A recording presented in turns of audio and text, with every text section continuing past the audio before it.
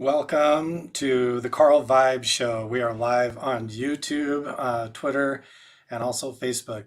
I'm really excited about my show tonight. I've got a really awesome guest. We just met over on the Blind Frog Ranch Outpost Season 2 recap show.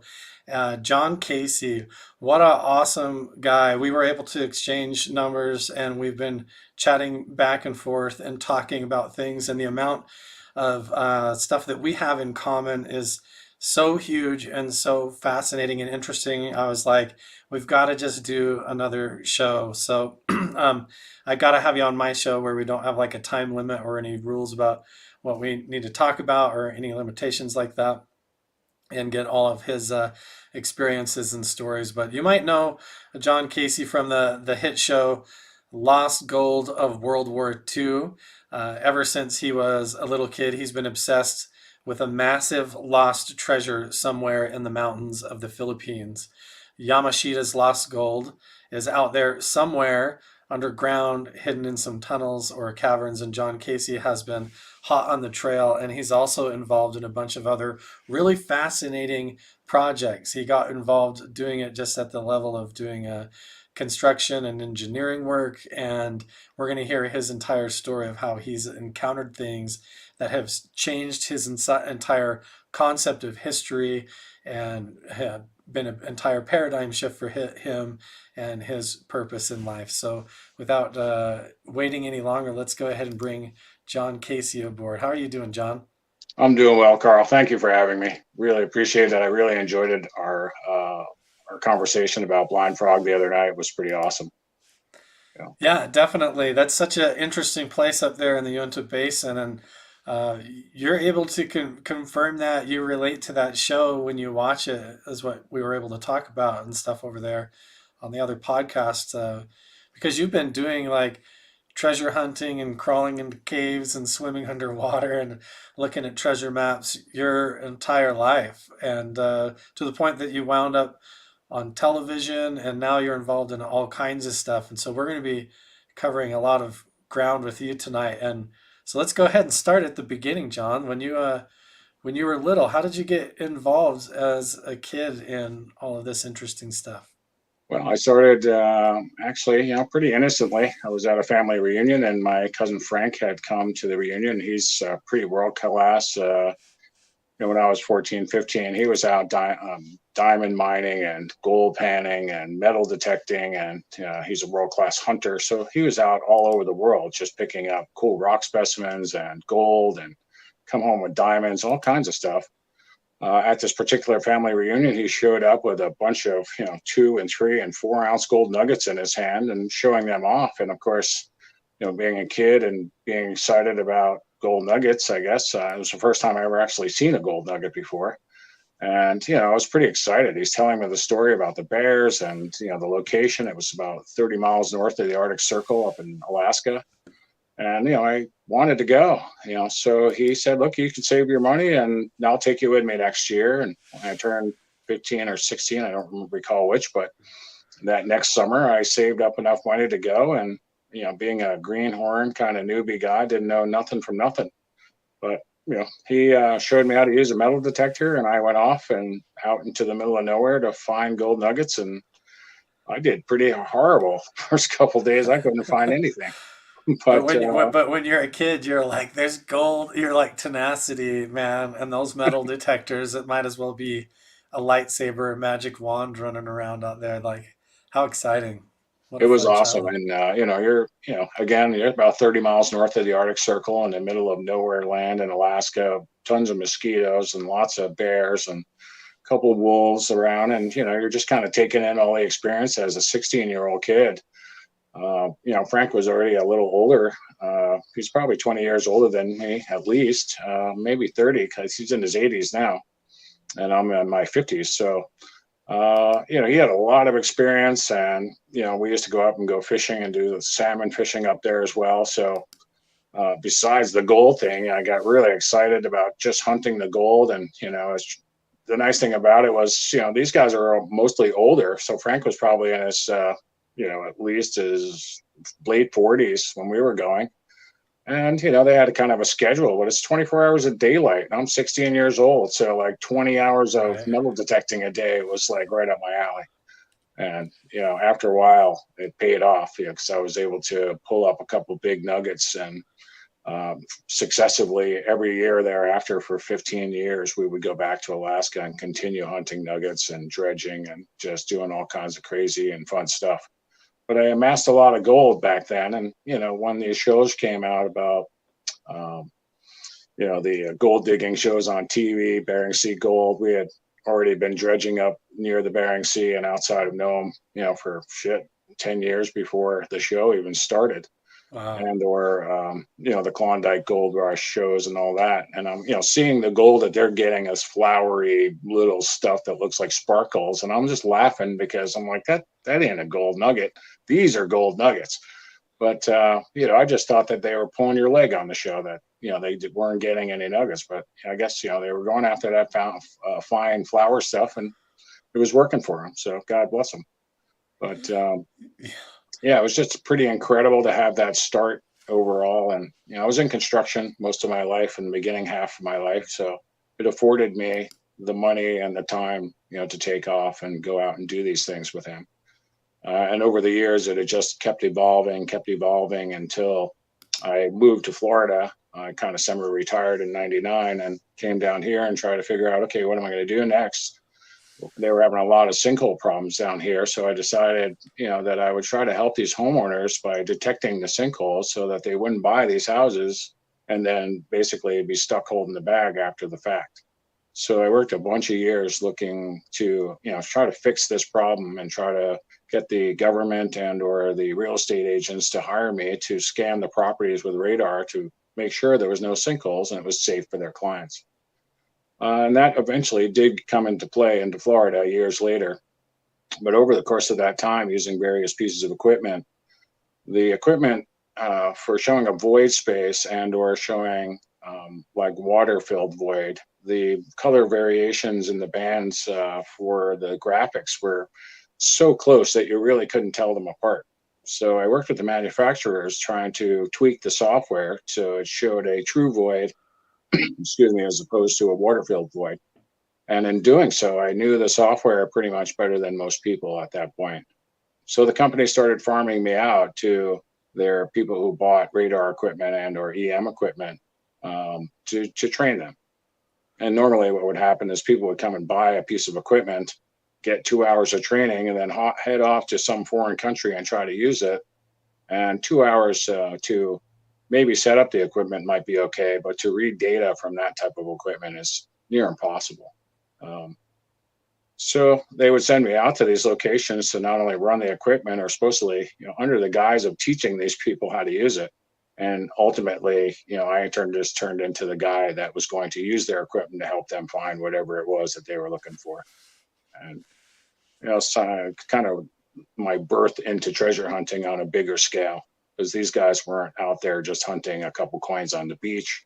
They're hunting historic treasures or huge, massive lost treasures of gold and silver coming off shipwrecks or stolen by the Japanese or stolen by all kinds of people, the Turks and the Romans and the Greeks. I mean, there's just no shortage of treasure in all these locations.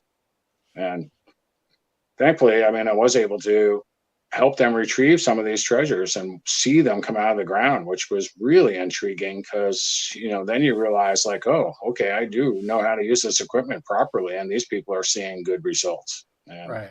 it's just unfortunate that some of the amazing things that have come out of the ground don't get shared with the world. If you got a glimpse at these things with your own two eyes, you'd be a believer. And, for all the years that I wasn't a believer in many different facets of things that are buried in the underground, once you actually see it, then you're like, oh, now it's in your own mind kind of rocking your belief system because you're taught certain things don't exist or they shouldn't belong here, and then you see it with your own eyes and you pulled that data, you've recovered that item, and now you're kind of lost. It goes against all your mainstream thinking and teachings, and slowly all of these different things just changed my whole belief system about life and what life was supposed to be. kind of growing up, it was more like, I need to get married and have, 2.3 kids and a house. And this was Yeah. the American dream. Well, that dream slowly dissipated and disappeared when I turned like 25 or 26. I had pretty much all of those things that people wanted so dearly out of life. And I scratched my head like, well, this can't be it. Now what do I do? It's I pretty much accomplished what everybody says is the way to go, or what you're supposed to be doing. Yeah. Um, so after succeeding through that, and just basically standing in my driveway one night, a snowy night when it was like a full moon, and it was big clouds of clumpy snow coming down. It looked like cotton balls and kind of orange glow. And I, spoke out to the heavens and said, "Okay, well, if you need me, take me tomorrow. I'm ready to go because I've pretty much finished everything." So it's kind of had to reinvent where my path was supposed to go forward from there. And then, Yeah. as I said, it's once you start seeing items and artifacts that just, rock your mind and don't belong here, you really start to take a different hard look at what you've been taught as opposed to what's out there and what the real meaning is about life in general and about Right. what it means to be alive and human and what we're supposed to be doing. Yeah, because you've That's been an uphill uncovered and battle ever since. you've So come across some things that have been pretty unexpected. While you were looking for one thing, you come across something else, or vice versa. We got a couple of questions here before we get to that, because I want to jump down the rabbit hole with you on that here in just a minute.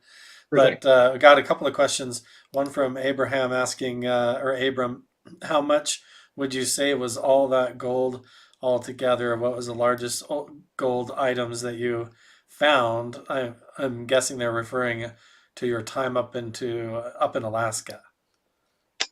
In Alaska, the most I ever found in like a 3 weeks time frame was a little over 10 ounces of individual nuggets. So, I mean, we would, as a team, when Frank and I would go out and like dredge in the creek, we'd spend a couple weeks dredging and we'd split whatever comes out of the dredge. And, just because you're splitting it, or, you could, there would be years where we would dredge all summer long and, not even pull an ounce of gold to split between two of us. There Yeah. was other times that we would hit the river, and this particular river was called Gold Run. It was up halfway between Nome and Teller. And this gentleman started the mine in 1906, and they pulled 236,000 ounces of gold out of that place back then. So, they had built a dredge up on the property of this river, and it was one of those giant dredges like Tony Beats has on Gold Rush. And they mined about 2 miles of this river, but every time it came to an S corner, it missed these chunks of land down there that left these like pie-shaped pieces that the buckets couldn't get to. And every once in a while, we'd get lucky and hit one of the top of those. And literally in the size of a picnic table area, you could pull, 15 ounces of gold out. Jeez. But the next day you may not see another piece of pie like that or ever for another couple months or years. So yeah. Yeah, this is quite a while back though, before like you said, before the TV shows and all these big operations went up there.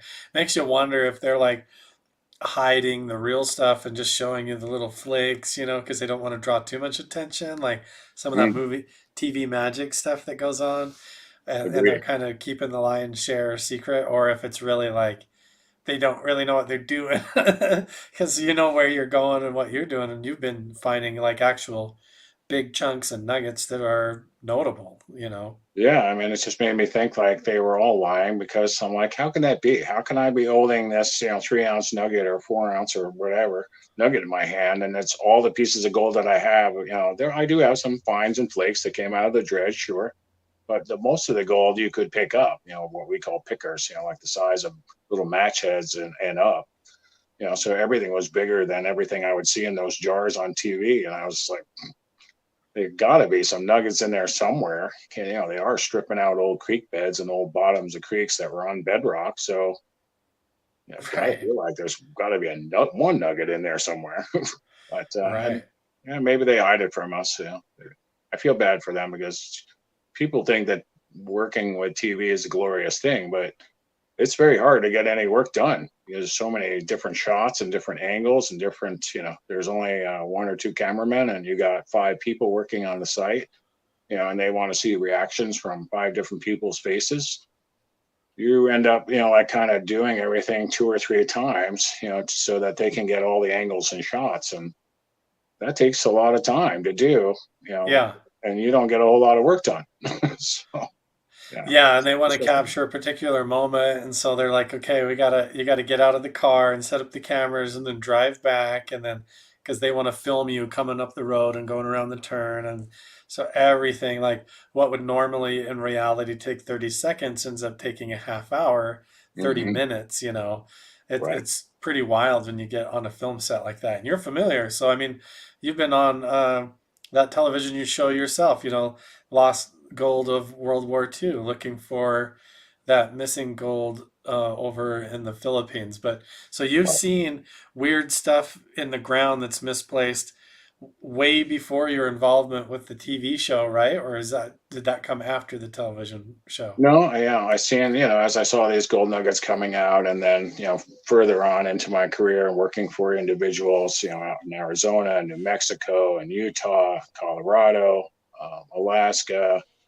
Michigan, Illinois. I mean, just all over the United States, there's all kinds of lost treasures that people go after. Some of them are folklore, some of them, people know somebody whose grandfather or great grandfather talks about these stories and they've been handed down over time.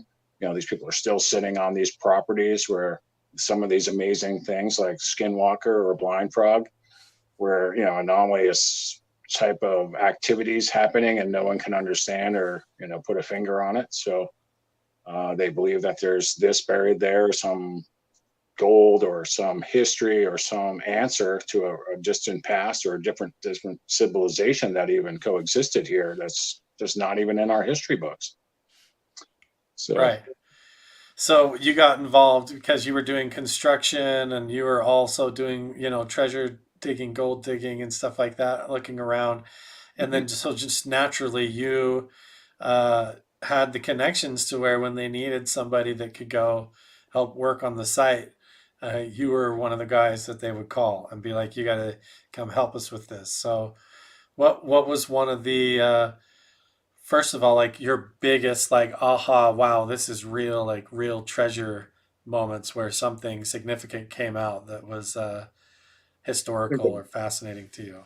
Yeah, I think that the biggest aha moment, besides all these treasures that would come out, gold items, silver items, different types of dory bars from out west, it gave indication that the Spanish were there. They were mining these locations. They had these places that they would store the gold, and it was like, different stop offs. So they'd bring the gold like 100 feet, or excuse me, 100 miles, and put it into this cave system and wait for the next group of burrows to come up and get it. And it would take it another 100 miles until eventually it got to its location. And if someone got killed in the meantime, or somehow the group didn't get back to that storage house to move it to its next location, and that's where it's at until these intrepid guys who did the history and the homework figured out that there were these storage areas and that they could access, if they could find it, they could access possibly gold that was left there, in the past. And that had happened a bunch of times. And even Mr. Martin Flagg, who was on the first show, he's been studying Spanish and Jesuit signs and symbols his whole life. And for the most part, he lived off the land, per se, of his finds here and there for 30 years. So, if you want to learn about what to look for and where to go, and, what the methods were that the Spanish were using. And again, we had talked about this on the show last time, that book, De Re Metallica, um, Right.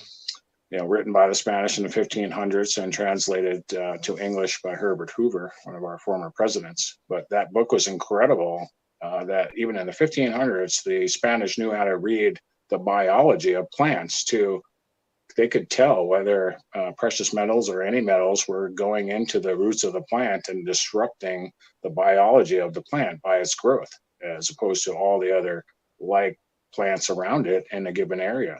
And they would go out and actually read these plants and could tell where mineralization and or gold or silver might be buried. So just taking hints from the past. I mean, we don't do that anymore. We don't go into an area and kind of prospect it that way. Now it's all, the geology, it's the satellite, it's a bunch of different more technical things that help you delineate an area. But back then, they didn't have any of that stuff. They didn't have highways just to even get from the ship in Mexico all the way up into New Mexico or wherever they were going. They had to put markers in all across the tops of the mountains, and they're still out there today. You could still follow it, from the ports in Mexico all the way up into Utah. It's like road signs that never went away.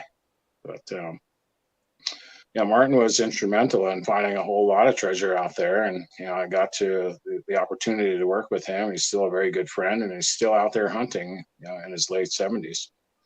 At one point in time, right around probably 2004, 2005, I was in the desert working outside of Socorro, New Mexico, closer, like north of the Roswell area, and was scanning a plateau that, kind of, it was a pretty big plateau. And on one side, it was bordered by a creek and a steep wash that went down to the creek. One of our clients, a friend of ours, had found a femur bone that was right around 3 feet long. And, it Wait, had been checked a out. 3 foot long femur bone? That's Guy like found a a three that foot would be long femur. like a giant person, right? Exactly. So he had found this femur bone and he brought it to our group meeting of treasure hunters. We were, kind of convening out there and kind of, just going over a bunch of hypotheses about Doc Noss's treasure and Father De Cristio or Father Sangria. I forgot the guy's name, but a bunch of different friars that had come up, the Jesuit priests, and that were hiding different Spanish treasures and bullion and stuff the Indians had covered up before the Spanish even got there. And we were talking about that. And this guy came with this 3 foot bone and he said, that he believed that there was giants on this plateau. And I said, well, I want you to take me out there. So I want to run some EM over the top and see if we can find any of these anomalies. And he did take me out there, and right in the area where he had originally found the bone, I was able to locate a 14-foot complete giant skeleton. And, Really? as soon as word got out that this skeleton was found, it disappeared. So we left it on a Friday and came back on a Monday, and it was totally scrubbed. The site was all the digging that we had done and exposing this skeleton was gone. Everything was gone. Can you describe, John, what the site was like? Like how, if you had a guess to like how ancient it was, like how long ago, like was this skeleton like any anomalous features with the teeth or the feet or the way it was dressed or artifacts with it, how it was It, buried, any details like that, I'd be very interested in. I mean, it was buried on the side of the wash per se, but you could see where the wash. This was on the inside corner of the wash, and the wash had, over the course of many years, had receded backwards, and the hillside was falling away. So where he had originally found the femur was in an area that was on the side of the slope coming off of the flat. And where I found the bones of the skeleton was roughly intact. It was buried in the ground. It didn't have any fur or skin or remnants of that. Most of it's just a lot of sand around it. But it was mostly there. The head was there. It was kind of laying a little, kind of flat out, but kind of its arms crossed over each other, or its hands, but and kind of tilted to one side. And the bones were mostly in the places they were when the guy died. So Hmm. they weren't really scattered all over the place. Even I think a couple of the finger bones were missing, but the main bones of the fingers were there. And the more we uncovered it, we had uncovered the head and the top part of the torso, and we're working our way down one side. We had a leg exposed and a foot, and not many people knew about it. Which was shocking, because there's only about 10 of us, and they were my close friends and partners that actually knew about what we'd uncovered. And we just happened to leave it on a Friday and decide, okay, we'll take the weekend off. We'll come back Monday and continue.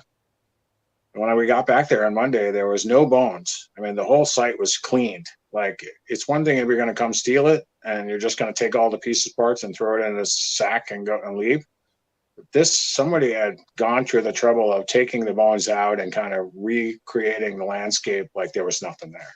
Yeah. Literally, I got back to the site and had to spin around in a circle 4 times to say, are we even on the right spot? I mean, am I in the wrong spot? Did I pass the thing, or where is it?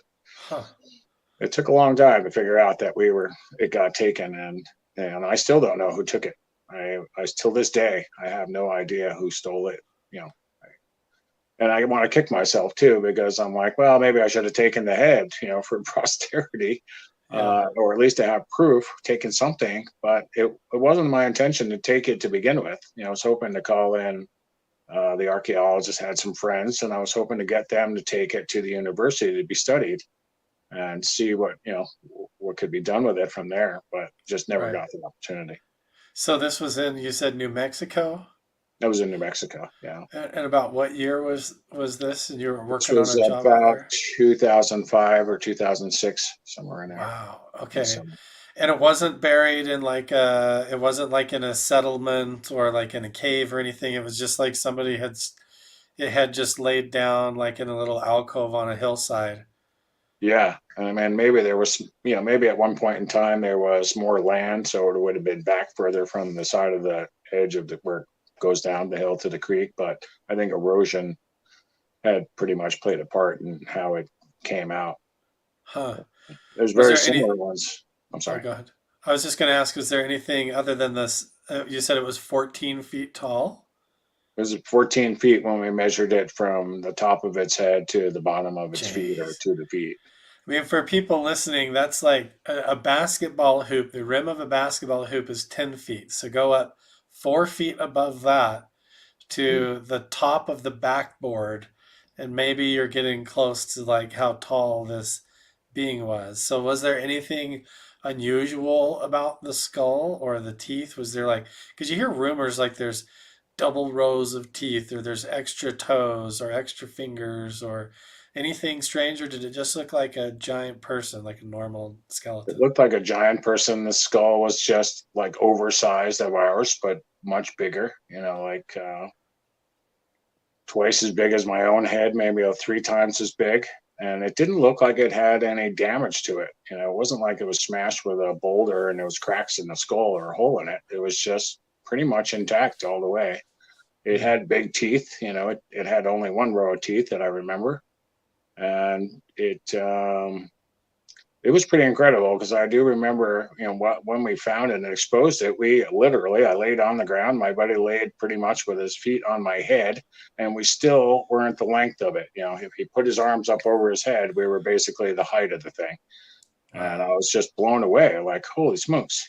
We physically measured it with a tape measure, but it was just incredible the day that we actually found it. It was, and the anomaly that showed up in the data was the most interesting, because it showed that all the sand around it and everything around it was, optimally the same on the sand, except for in this area. And it gave a slight orangey red color to its mass. And in the scan data, it didn't look like, anything. It just looked like an anomaly, totally out of place. And Huh. considering all the other scanning I had done there, it just stuck out like a sore thumb, like it was something that needed to be investigated. And it So wasn't that far down. It was less than 2 feet from that point of being uncovered. So, what was the original reason that you guys were even out there? Because it wasn't to find a skeleton of a giant, like an ancient lost civilization or something. Like what, I mean, what were you looking for originally? well, originally, yeah, I was looking for that. That's where the guy who had the 3 foot femur told me he got it from. So Oh, I was okay. looking for like some other thing that would, the rest of the bones of that, because I couldn't. I asked him, where did you get it? He said, I found it right here in this wash, directly below, and about 40 feet further to the south of where this particular one was. Gotcha. So yeah, I was looking for something along those lines, but I figured I would find some kind of settlement, or maybe some pottery or something that pertained to this thing being in the area for some reason. Maybe an arrowhead that would be extra large size to compensate for these extra large bones. I didn't know what I'd find, but I wanted to go. If I would have find another, leg or a bone or whatever, I figured it would be pretty cool to see the whole thing. Right. So, Did you find anything like any petroglyphs or ancient settlement sites or anything that seemed related to the there skeleton? was, and the weird thing is that away from that area and about a quarter mile or an eighth of a mile back is a pretty tall, cliffy, red stony mountain range. But the walls of that cliff face come straight down into the desert, and just kind of end. They go up in a bunch of spots that maybe 10 or 20 feet, and some faces are 100 feet, so it's kind of craggly along the face wall. And it was curious. I didn't see any petroglyphs along there, but I figured that these things had a shelter somewhere, so it'd have to be in the rocks or in a cave. And I did go back and scour a lot of that area, but it's a huge area, and you could be searching forever. Yeah. Rock slides and all kinds of stuff could have covered those openings, and or as further time went on, and I started learning about these giants and Bigfoot and the Solomon Island giants. I mean, there's just more mythical things about these giants than meets the eye. Mm. As opposed to being leftover of a caveman living in a cave somewhere out there. I really don't think that's the case. I think they were, far more superior for their time frame than we give them credit for, Yeah. and maybe had, the abilities to cloak or to um, hide their original locations where they lived. Because we still haven't found it, so they hit it pretty good. Right. So do you think then that some of these, like the bones that you found, could be maybe ancient or something, but or you have the mindset then that the possibility exists that these things are still around? I do think they're still around. I have a good friend who worked a bunch of years in Solomon Islands, and the Islanders, Solomon Islanders out there talk about the giant races that still exist, Hmm. and that for the time frame coming into World War II, World War I, even while they were um, being invaded by the forces or the military coming in, that there was still carnivorous giants up there, Yeah. and that the village people would, kind of made a pact with them, would bring them offerings to keep them from eating their kids. So, and I think that still goes on till this day, as if I'm not mistaken. So Yeah. there are supposedly living giants still there, and there are a lot of people that see them, and there's a lot of people still out there hunting for them. Um, Maybe we'll get our opportunity to go there and see if that's true or not. It would be pretty incredible to see a 40-foot giant as opposed to a 14-foot giant. Right. Uh, I do believe that they're out there. There's just so much that we don't know about, that we think we know about, but most people are too wrapped up in day-to-day life to even care whether they're real or not. But the truth is there. My good friend Pete Struzzieri from season 1, he also pulled giant bones and saw a giant in a sarcophagus that came out of Utah, uh, probably about 30 years ago. Really. And that person, we're not really sure what happened to the bones in the sarcophagus after the person passed away, but accordingly, it was in the guy's garage, and had something to do with the area around Brewer's Cave and the tablets and gold plates that were found, or the brass plates that were found from there. So Really. there's definitely a tie-in of all these different beings across time, and we're just missing all those pieces. It's just been kind of hidden from us. Yeah, so let's talk about that. I mean, so you've seen yourself giant bones of which indicate civilization or beings or entities that could even still exist to this day and hiding that are different or have supernatural qualities to them or interdimensional qualities to them. Who knows? It's Right. still unexplained and unknown. But you've seen bones and the folklore's there, the legends are there, the indigenous people like confirm that as well. And you have friends that have pulled, you know, tombs and bodies out of places here in Utah. And so, you know, why is it that, or let's talk about why suddenly you go back and they're just missing? Or there's tablets that come out with a certain writing that tell a different history, and then Mhm. boom, they're gone. And you've got stories to tell about some of that. We can get into that in a minute too, some stone tablets that you've discovered too. But so Yeah. why, so you found this giant body and you go back the next day and then it's gone. So let's discuss that. What do you think is your theory on all that? I don't even know what to think. I mean, like I said, there was only 10 of us that actually knew about it. And, everybody was, kind of on the same page, more so some of my other colleagues wanted to take the bone home, take his leg home, take his head home, take his hand, have some piece of him or it, I should say. I don't know if it was he or her, but yeah, I don't believe that was the right thing to do. It's a touchy subject. People, a lot of the guys were scared. They're like, no, we can't tell an archaeologist about this. They'll come out here and shoot us, and the government will come out here and shoot us or do something nefarious. And I Right. I think that the government probably took it anyway. I mean, nothing's really a secret any of these days, and technology even back then was pretty good.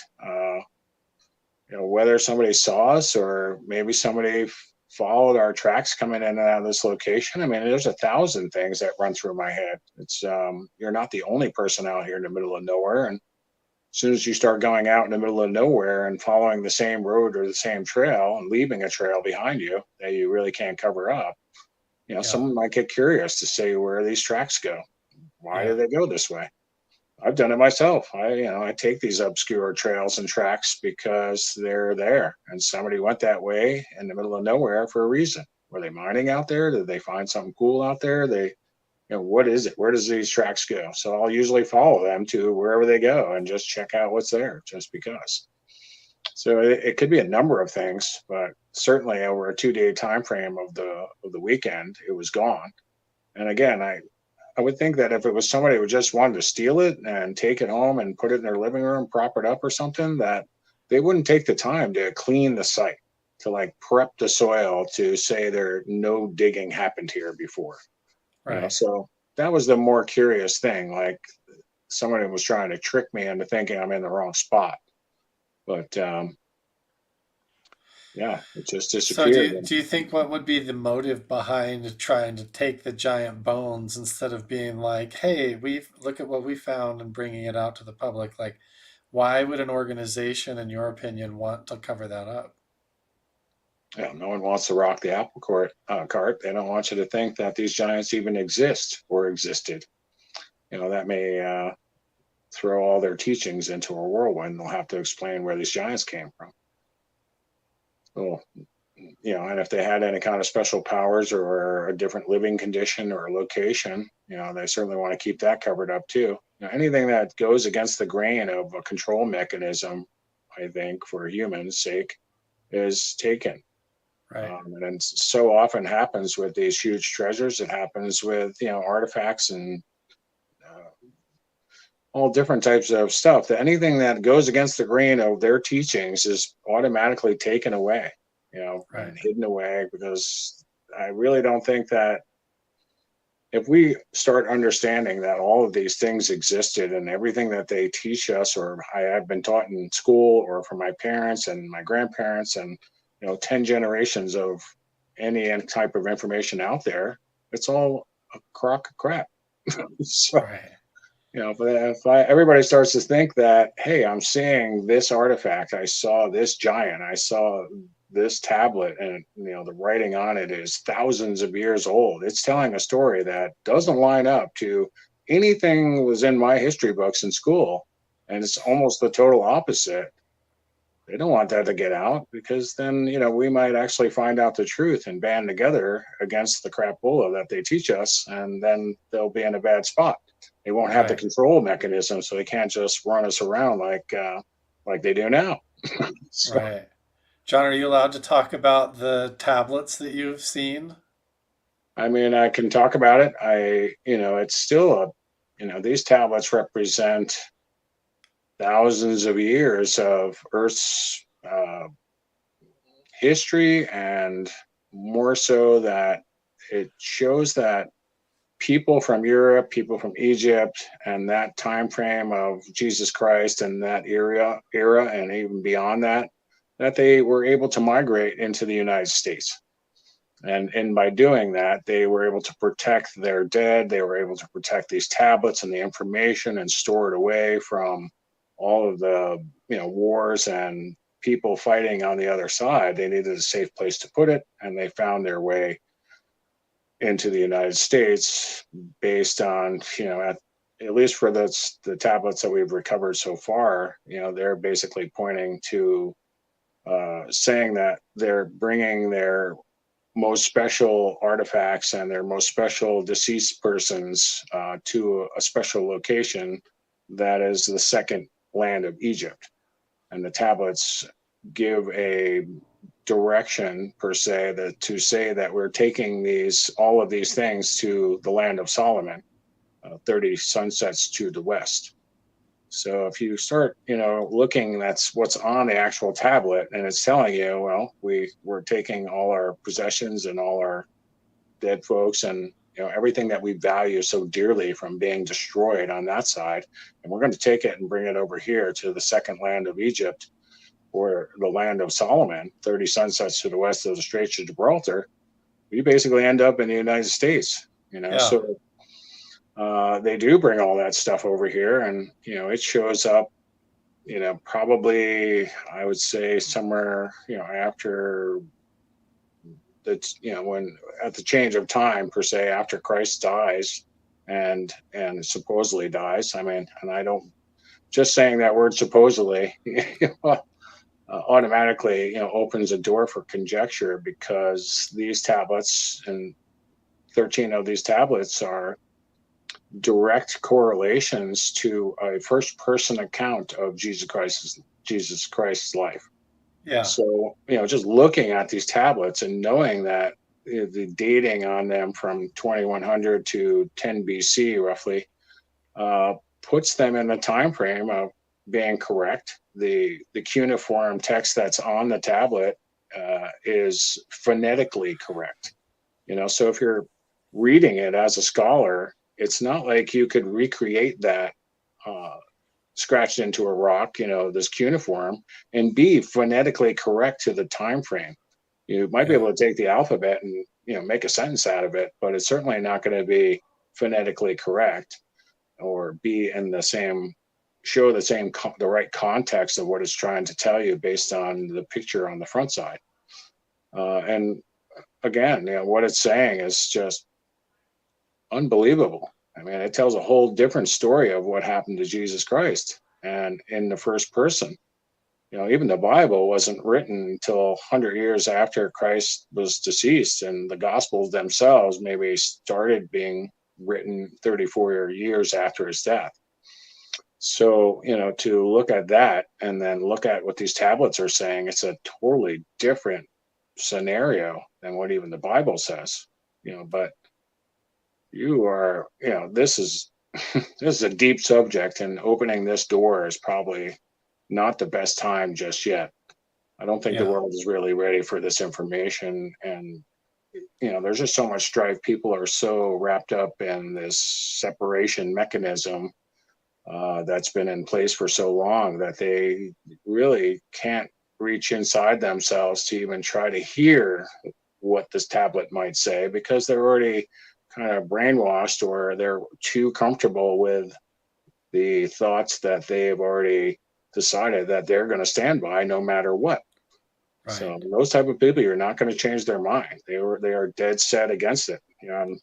My own parents, my own family members, they're all older folks. Their generation, you didn't rock the apple cart. There was no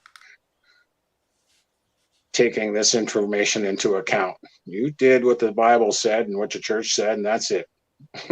Case closed. So, I don't believe that. I mean, I see a lot of things that go against the grain, especially in all these tablets and all the information. There's 825 tablets there that show tell a whole different story about what was going on at Jesus Christ's time and even beyond. Cleopatra, Mark Antony, the whole gamut of people from history that Mm. we have bits and pieces of history in our history books, but these first person accounts on these tablets tell a different story. And I'm more inclined to believe the tablet than I am these books and that history that's written out there.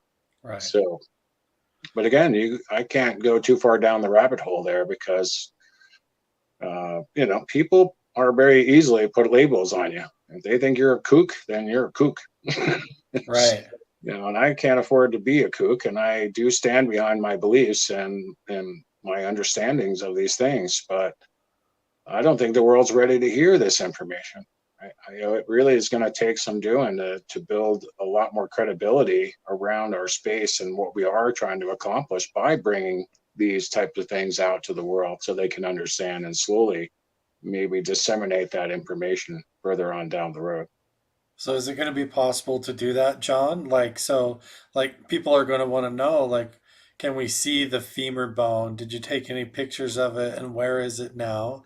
Mhm. And same questions for these tablets, like where were they found? Is there any photographs, or how can we see them? Are they going to come out? So what can you say to all of those questions? I think the site that the tablets came out of. The tablets are available, and Peter has 800 and some odd artifacts in his possession in crates in a vault. Um, we are actively working on that site, and that site is a total tunnel complex that housed all of this information and those tablets, and more than probably the dead people that were brought over and their sarcophaguses and or funerary goods and all that stuff is all buried in this underground complex. And Wow. slowly, over the course of time, we've been getting closer and closer to getting into the meat and bones of this complex. Everything takes time and money, so the hope is that once we open the door and build, first you need to build a following of protection around you and what you're doing, for the sake of humanity, because governments they don't want you to upset the excuse me, upset the apple cart.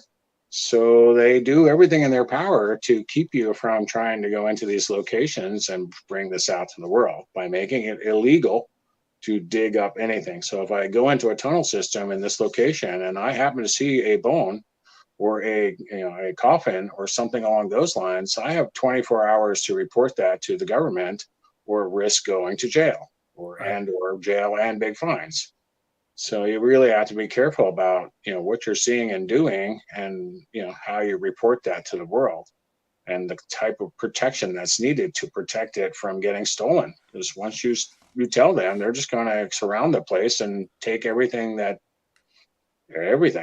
take everything out of there and just leave the place empty, and you'll have a big old empty tunnel, which will still be pretty amazing to see, but it doesn't really help humanity move forward in its belief system. Right. So uh, someday we'll protect it with a museum and with the right people behind it. It's one of the things that kind of boils back to what I'm really doing in this space right now is in our Treasure Quest Club NFT, using the NFT to move forward in the treasure hunting space and allow not only the financing of these projects through a crowd-funded, crowd-sourced environment, and giving people the opportunity to use the NFT or the artwork that represents the project and has its own value inherently right off the start. But that small amount of money that they buy the NFT with goes into the kitty and allows the further funding of these big projects, so that when we do make these recoveries, that it's got a lot of eyes on it. This whole adage of treasure hunting for time after time is always so secretive in small groups that it doesn't help protect the treasures in any way. Just it's if anything, it helps them be stolen that much more quicker. Right. I think that using the power of the blockchain and this NFT to crowdsource the funding to go after the treasure is the way to go, and put full transparency on it. Let the eyes of the world see what's going on. Let them be involved, thousands of people, as opposed to just the 10 or 100 people. It's a whole lot easier for a government or an entity to come steal it from you if there's only 10 or 100 people. When there's Right. thousands of people looking at it and you have a contract from the government and with your partners and the diggers and everybody else, it's a whole lot easier to hold them to that contract when you got all those eyes on it. And that's Right. kind of where we're at in the space now. If we can change what we do going forward and change the way that these treasures are actually gone after and who's seeing it and who's benefiting from it, I think we can open every other door out there thereafter. Right.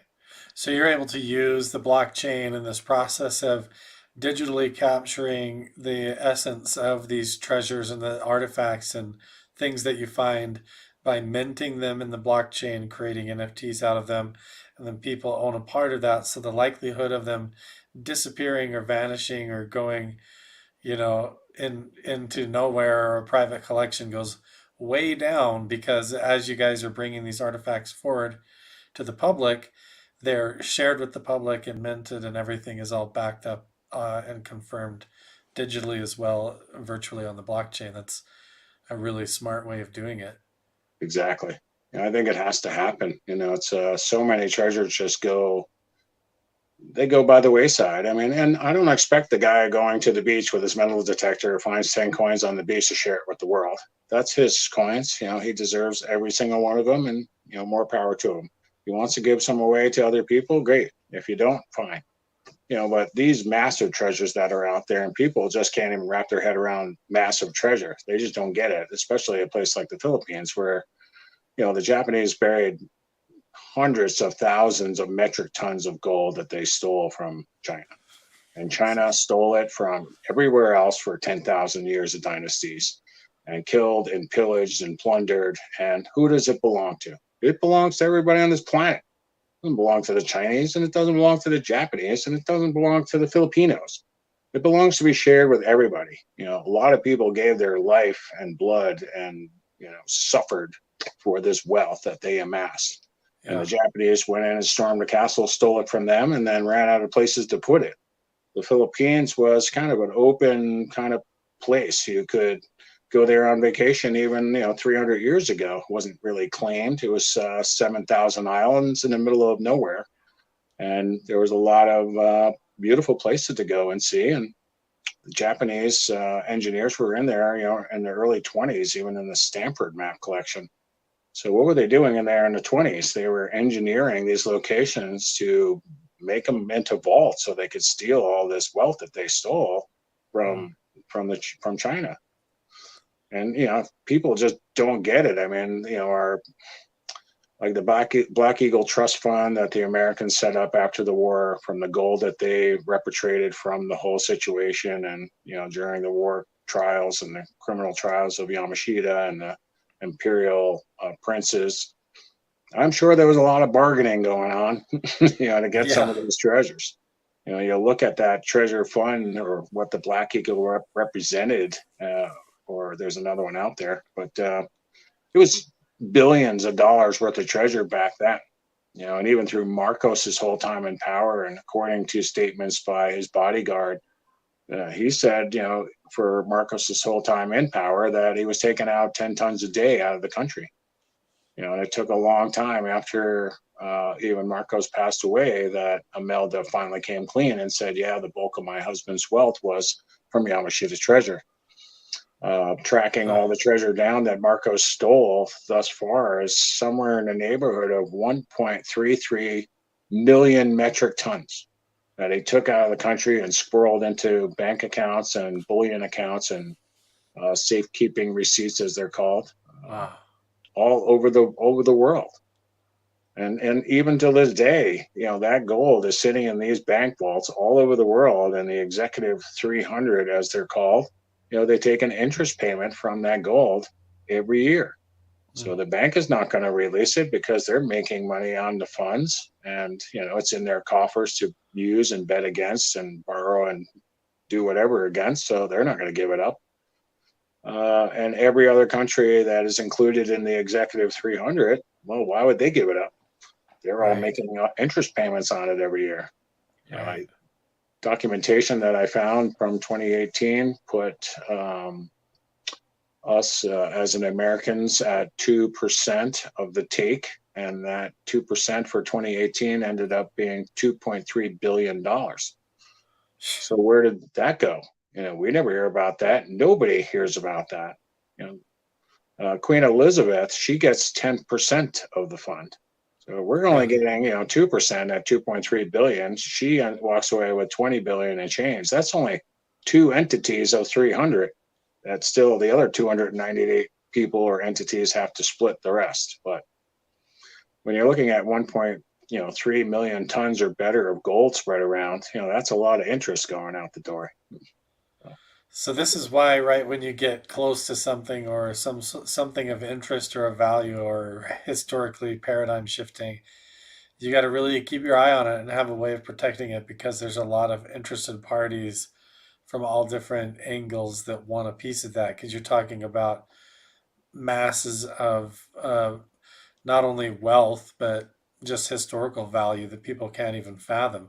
So, like you were mentioning, just for a second, we've been talking about Yamashitas treasure and everything, but you mentioned these tablets. Can you say these were found in the United States? The tablets were found in the United States in a cave system that is at the top side of, I'll just leave it as a broad general, at the top side of the Mississippi Valley or Mississippi River near Michigan, outside Michigan, and in that general vicinity. Really? Wayne May from Ancient America Magazine and Scott Walter, they've all also know of these locations, have been studying the tablets from these locations and have some of them in their collections. They do tell a whole different story about what had happened in the past. And originally, there was a gentleman who found the one entrance to one of the original parts of the network back in the 80s. His name was Russell Burrows. And he went on to pull out about $4.3 million in gold bullion back then and sent it off to, what's that famous place there? He sent it off to, I think, Lloyd's of London, or Like he sent it out Sotheby's or to a vault something? with his partner. And then the partner had passed away and there was no death clause, so he couldn't access the money. And then while the lawyer was working on that paperwork, the lawyer passed away, kind of left him high and dry. So he was actually, first they were selling off all these artifacts and as they went along to finance their digging moving forward. And after he had gotten a couple arguments with his partners, they basically shut him out of the place. Huh. And he resorted to basically trying to forge some of these artifacts. And that's where the whole thing got muddied up, because the real artifacts that were coming out of the place and the forgeries that he was producing, were intertwining with each other. And the scholars that got a hold of some of these artifacts, realized that the ones that he was, forging were forgeries, and so they just laid claim to everything else that was a forgery and just lumped it all in the same pile, which really helped to collect or hurt the collection overall, because then no one else wanted to even take the time to study it forensically, to double up or prove up the point that, it had a provenance and the stone came from Florence, Italy, and the dirt and biology and the cracks of the stone had, proved themselves out to be from 2100 to 10 AD. All of these things you have to rely on, the scholars to come in there and test it. I'm not a scholar, but I can find this stuff and, I can leave it in situ for the scholar, the archaeologist, forensic biologist, all these people to come and do their job Yeah. and, help us, authenticate it and prove it for what it is. People have treasure hunting is such a horrible word, because, people think you're out just destroying grave sites and desecrating places. And that's just the farthest from the truth. If we come across things that need to be looked at by professionals, that's what we do. We call professionals. We don't just, rip through things and, just because we're on a gold crush and we just want to see the gold. Really bringing the gold out is more for the sake of humanity to see and understand and be able to use this wealth to fix some of the problems that we have on this planet. than it is for me to go buy a Lambo or a plane or something. I don't need any of that stuff, and I don't want it. Right. Just seeing the gold, I see what gold does to people. When there's a large amount of gold at hand and you're actually looking at it, people will get golden eyeball syndrome. And all of a sudden they start thinking about all the things they're going to buy with it Right. and how they get to keep as much as possible. And Right. I'm just not about that. Keep it all, have it all. I mean, it's not about that at all. It's first is, no treasures worth dying over. And secondly, there's just so much good that can become of these sites. I mean, why be greedy? And it's just innately inherent in people to be greedy because we're kind of conditioned that way. It's Right. everybody for themselves because nobody's helping anybody else anymore. So Well, and you've realized the true bigger picture of all this too as you got involved in this. At first, it's fun. It's like, oh, maybe we're going to find some gold or we'll find some treasure, and then I won't ever have to work or have a job again or whatever. But then when you come across some of this stuff like you have, and you see things like I've seen, or you talk to people like I have, then suddenly you realize there's a bigger picture going on here because you're talking about the history of the earth, the history of humanity and our own origins and everything as we know it being right. completely covered up, being completely hidden, and sometimes even by indigenous groups and people that claim ownership over them, and Mm-hmm. these big shadow creepy organizations and government organizations that want to control it all and keep it all secret. And you realize all of this stuff that we're told is just myth and fantasy. You've seen this stuff with yourself. You go out there when you get out from behind your computer and you Mm-hmm. go out and actually look in these locations for yourself and you follow the evidence and you go try to prove it true or not. It's like it's mind blowing, John. It blows your mind, right? It does. That's right, completely shifted your reality. Am I wrong? No, not at all. I mean, we haven't even talked about, one of the treasure stories I just told to our community a couple nights ago, or maybe a week and a half ago. Was a site that we worked on, a Montezuma treasure site out in the upper side of Arizona, New Mexico, kind of on the border there. And Martin, again, he had traced this site out. He followed the signs and symbols from Mexico to what he purported to be one of the cash storehouses of Montezuma treasure. And he followed all these really cool signs and symbols, notches in the rocks, and stuff that Martin really knows well, animal signs, turtles, and all kinds of cool stuff. Led him literally about 5-6 miles off the grid.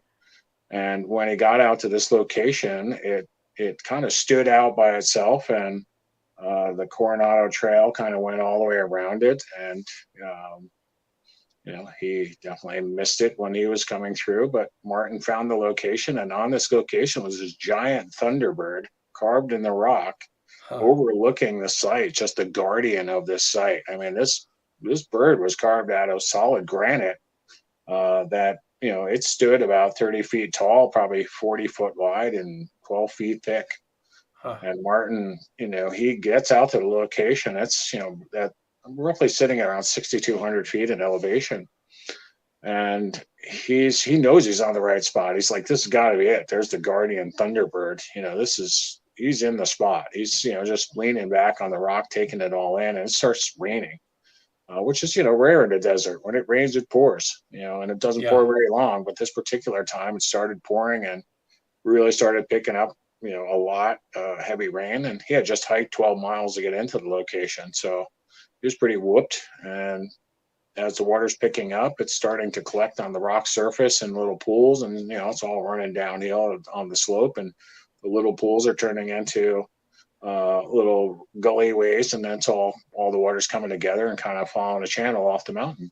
And he's leaning on the rock and he hears this noise after a while that sounds like a waterfall. And he's like, oh, I'm going to follow that noise. I'm going to go see where this waterfall is. And he followed all the water gathering up, and he went around a corner down below him, and there was a hole in the ground. It's about 25 inches round, and it looked like, kind of like a culvert. The water was just shooting off into this culvert hole that went directly in the ground. And he could hear the water dropping off, some distance before it's splashing at the bottom. So he got down on his hands and knees with a pen light, and he climbed in there and shined the light down. And he said that the whole thing was filled with gold bars, stacked up across the floor with Spanish armor of all different types of precious metals and or iron and rusted, leaning up against the wall. And when he shined his light to the right, there was, these 3 stone chairs at the end of the pile of gold that went into a tunnel. And he said that there was, 3 kings or 3 conquistadors sitting in the chairs that they had all their armor on. He could see the bones of their hands on the armrests of the chair, and that they had these stone boxes in their lap of some sort. He couldn't really see from his vantage point, but it was like a 30-foot drop to the floor. And his poor bucket's outside, and he has no way to get down there. And if he did go down there, he'd have no way to get out. So he decides that he's going to have to leave it and come back another day. When he pulls himself out of this hole, while the water is coming down still and wants to go in the hole, and his plump body is covering the hole. So now he's just soaked. The water's building up behind him, and he decides, okay, it's time to get off this hill and come back later, figure out a plan to get in there. And he works his way down the valley further, and all these washes are coming together. And now the creek is, what used to be a dry creek bed that he had to cross over to get back to his truck is now raging. Right. He knows he can't get past that. So he decides he's going to climb up the cliff face a little bit and kind of wait it out at a higher elevation, just right above the thing, about 6 or 7 feet. And so he climbs up there and sits on this little ledge and covers himself up with a tarp. And he said, a couple hours, 3-4 hours later, the creek had already risen up to that point where it was going to wash him off the ledge. And he had no choice but to jump into the water to try to swim across, and he couldn't. He said once he jumped in the water, that was it. The current just took him. And he ended up 1.5 miles away, where it kind of dissipated out into the valley and spread out over a wider course in an alluvial fan, and he kind of dropped him off in the sand. Wow. But by that time, he was already, had dislocated both of his hips, cracked a couple toes, and had, massive scrapes and bruises all over his body. It took him 3 days to climb, go from that location back to his truck. Literally, Wow. It was crawling. And they couldn't get back into the location for 1.5 years after that. He didn't trust too many people. I didn't know him that well at the time. And he entrusted his best friend to go up there and look for it. He gave him directions to get in there, and the guy went, and this guy could not find the hole to save his life. And Martin couldn't figure out why not. How can you not find a hole? It's literally off the face of the bird, like 75 feet down the hill, and it's a big hole. You can't miss it. Huh. Well, the guy went back and forth 2 or 3 times in there, and he could not find it.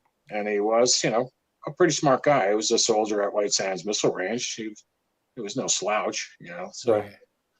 but that hole eluded him. And finally, Martin brought it to my team and my guys, and he told us a story, which I thought was fantastic and incredible. And he didn't have any pictures, but I believed him. He was never known to lie to me in the past. So Yeah. I got an investor involved, and we took a helicopter and flew in there. And, we wanted to see this place. And we were also jammed up and hyped up about it. I mean, we went in on Thanksgiving, one of those Thanksgivings, maybe 2013, somewhere in there, and flew in on Thanksgiving. It was like 8 inches of snow on the ground in that location. It's like 28 degrees outside. It's freezing. Yeah. So maybe not the best time to go, but I went right to that location to where he said, and there was nothing there. There was no hole there. Huh. There was, the whole area was covered in like decomposed granite. So all the decomposed granite, little pebble pieces parts are all over like marbles. You got to really be careful where you're stepping in there, especially when it's frozen over and icy in some spots. But we looked high and low for, 2 days. But more importantly, though, the first night in there, there's myself and Martin and my team members at the time was about 2, 3, 4, 4 more guys besides Martin and I. And we set up camp, and it's cold. It's like 28 degrees out. We're tent camping up there. Yeah. And, we build a big campfire and have some dinner, and we're sitting around. And the next thing you know, this little orange orb of light, of a fizzy ball, looked like a sun, like a little miniature sun, comes shooting across the sky and then stops about 2.5 miles out, straight in front of us, to the southwest. Huh. And it's kind of hovering there right across the top of this mountain range. From our perspective, it looks like it's maybe 800, 1,000 feet up off the top of the mountain range directly across from us. And we're just watching it. It literally looks like a little sun. It's kind of like fizzing and popping, but nothing dripping off it, but just kind of like glowing in and out, and literally like yellow colors of the sun, a little bit reds and oranges. And we're watching that. And then another one came. Another one comes up from the south and comes shooting across the horizon right behind where this one was, and stops about a half a mile short of it. And through the course of the next hour and a half or so, 9 of these things line up across the ridge over there, and they're just sitting there. And we're just in awe. We're like, holy crap, are we seeing this? Is this even real? And one, the first one would, like, before the second one came, the first one blinked off, like just totally shut off. There was nothing there. And then it just turned back on when the second one came in. It just Huh. lit back up. Like, holy crap. So we watched that whole thing go on. They got us, 9 of them sat there on the horizon about a half mile apart for hours and hours and hours. And about 2 o'clock in the morning, I would say about midnight, the rest of the 4 guys went to sleep. They weren't really interested in it like Martin and I were. And Huh. around 2 in the morning, I couldn't take it anymore. I was cold and just wanted to get in my sleeping bag and get some rest. Martin sat out there for another half an hour, and they all gathered up behind themselves around 2:30 in the morning, about, I don't know, from our perspective, very close together. And they all kind of shifted right along the horizon across the top of that ridge. And then they all banked a left-hand turn and disappeared over and into a valley. And that was that. Huh. Martin went to sleep. Somewhere in the middle of the night, though, I don't know what time it was, but I thought those guys were outside my tent, screwing with me, and they, were putting like an 8-inch flashlight beam like directly on the tent. So, the light coming through the tent and hitting my eyelids was so intense that, it felt like the morning sun breaking through. And I woke up and looked, was still pitch black, and I just had this big white circle of light, shining on my tent directly up from me. And I'm in the mummy bag because it's cold, and I usually don't get in the mummy bag, so I couldn't figure out like why my hands were in it. I was literally mummified in the bag, and I couldn't get my hands up enough out to even get to the zipper, Huh. and I was a little confused. So, but with that, the light backed away from the tent, and the whole area lit up like daylight out there. I'm still trying to get my arm out just to get out of the sleeping bag so that I can open the tent to see what's going on. And while I'm futzing with that, the whole area is lit up nice and bright outside. It just went pitch black in a second. Like all of a sudden, it was just pitch black, like someone threw a switch, and it was dark again. And I Really? barely had gotten my hand, one arm out, to even go for the tent zipper. And when everything went dark, I just sat there, like kind of in my bag, looking around in the tent, like wondering what the hell's going on. And I figured out I just went to bed. Let's confront him in the morning, and I went back to sleep. In the morning, I did confront the other guys, and was asking which one was being trying to be funny, and they had no clue what we were talking about. Martin saw the same exact thing that I did, and those guys, proclaimed that it wasn't them, and kind of let it go at that. That Huh. whole next day, we went out and looked for the treasure and looked for this open space that was non-existent. Where Martin said the hole was, I took him down there. He didn't really get around all that good, but we took him down to that location where he saw the hole, and there was no hole there. There was just a giant hump of stone, that looked like a mushroom cap of this decomposed granite. And whoever had filled that hole in had made this mushroom cap to fit over it. It looked exactly like the rest of the rock around it. I mean, you really couldn't tell that there was a hole there. The only Huh. reason I knew, Martin said it, and I was able to get my pickaxe underneath the edge of the end of the cap where it actually went out onto the natural bedrock and made this little lip there.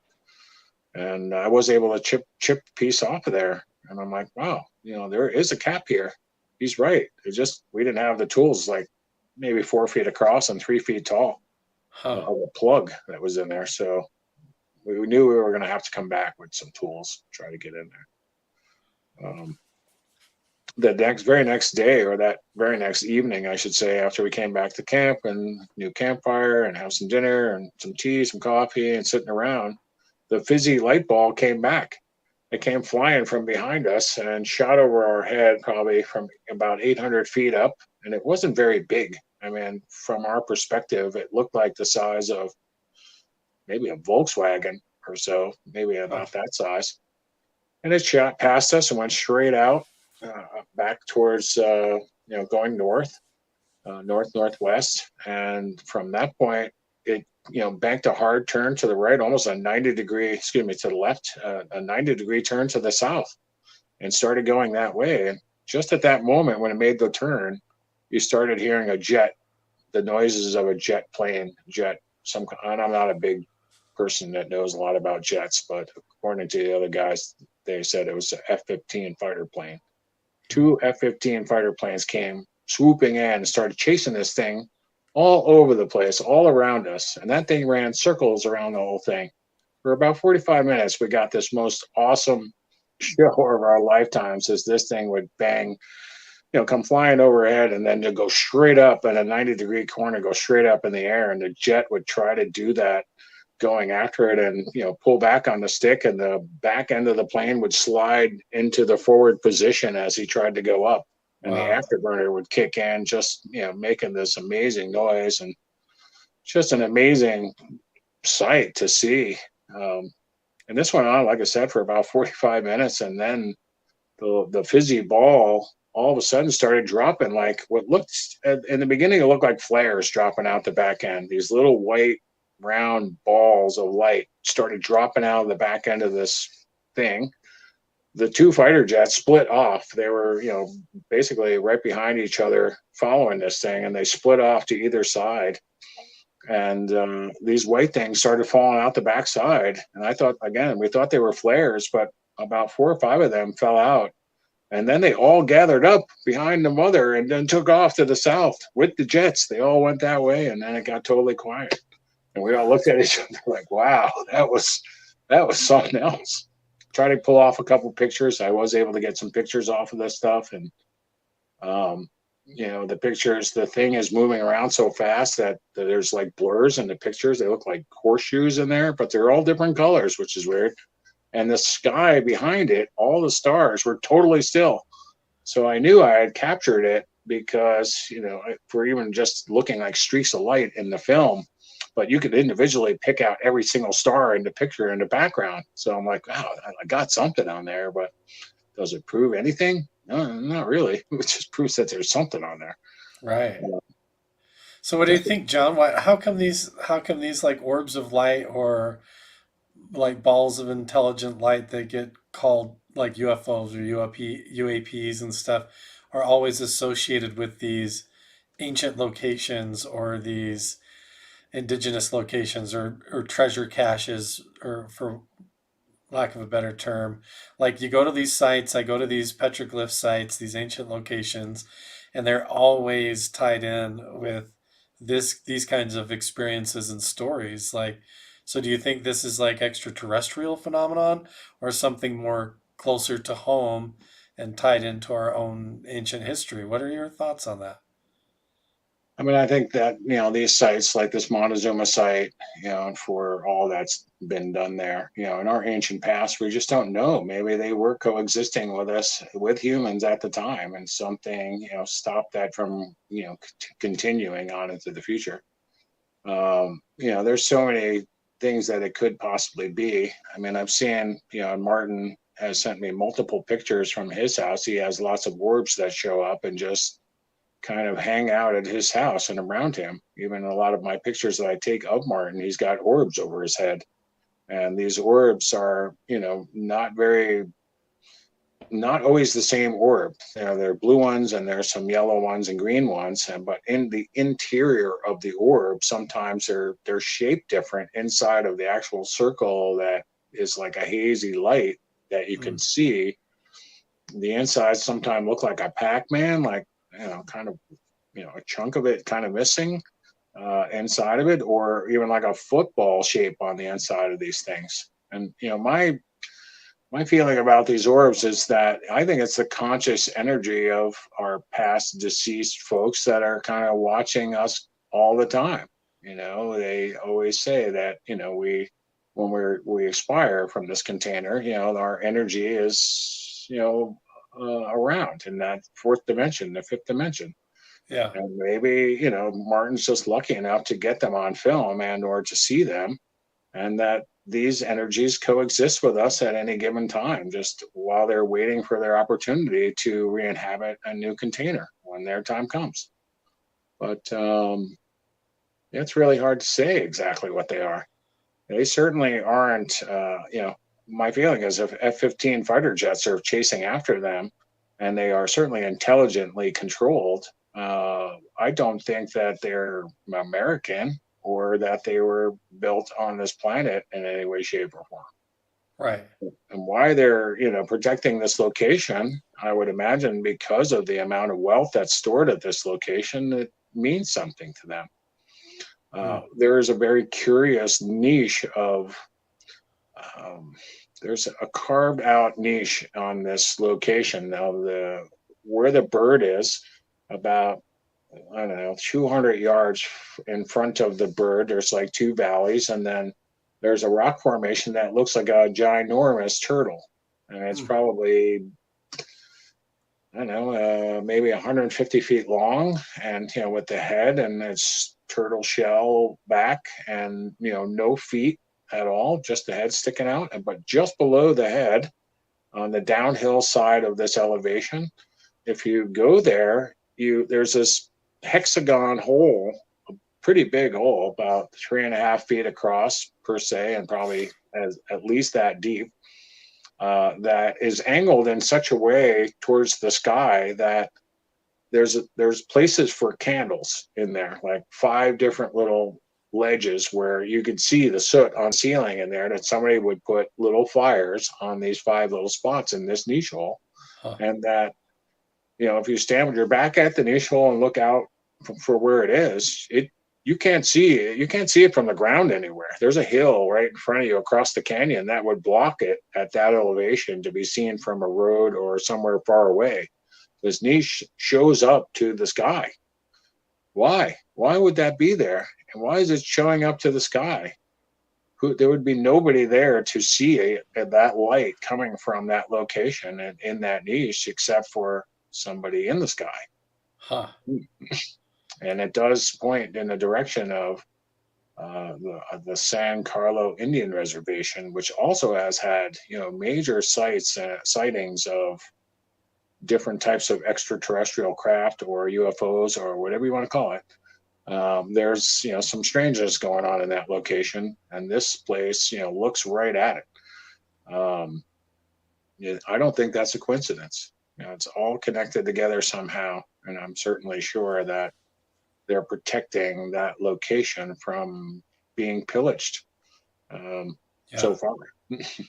I agree. I think the little trips and research that I've been doing over on my Carl the Crusher channel, where I go out and adventure around, is kind of showing the same evidence and everything. And you've actually been confirming it, and then having the phenomenon appear and different things. It's so fascinating. So this stuff is out there. I mean, these tunnel systems are there, these cave systems are there, and along with it comes a totally different sense of the supernatural or the spirit world, or this connection to our past.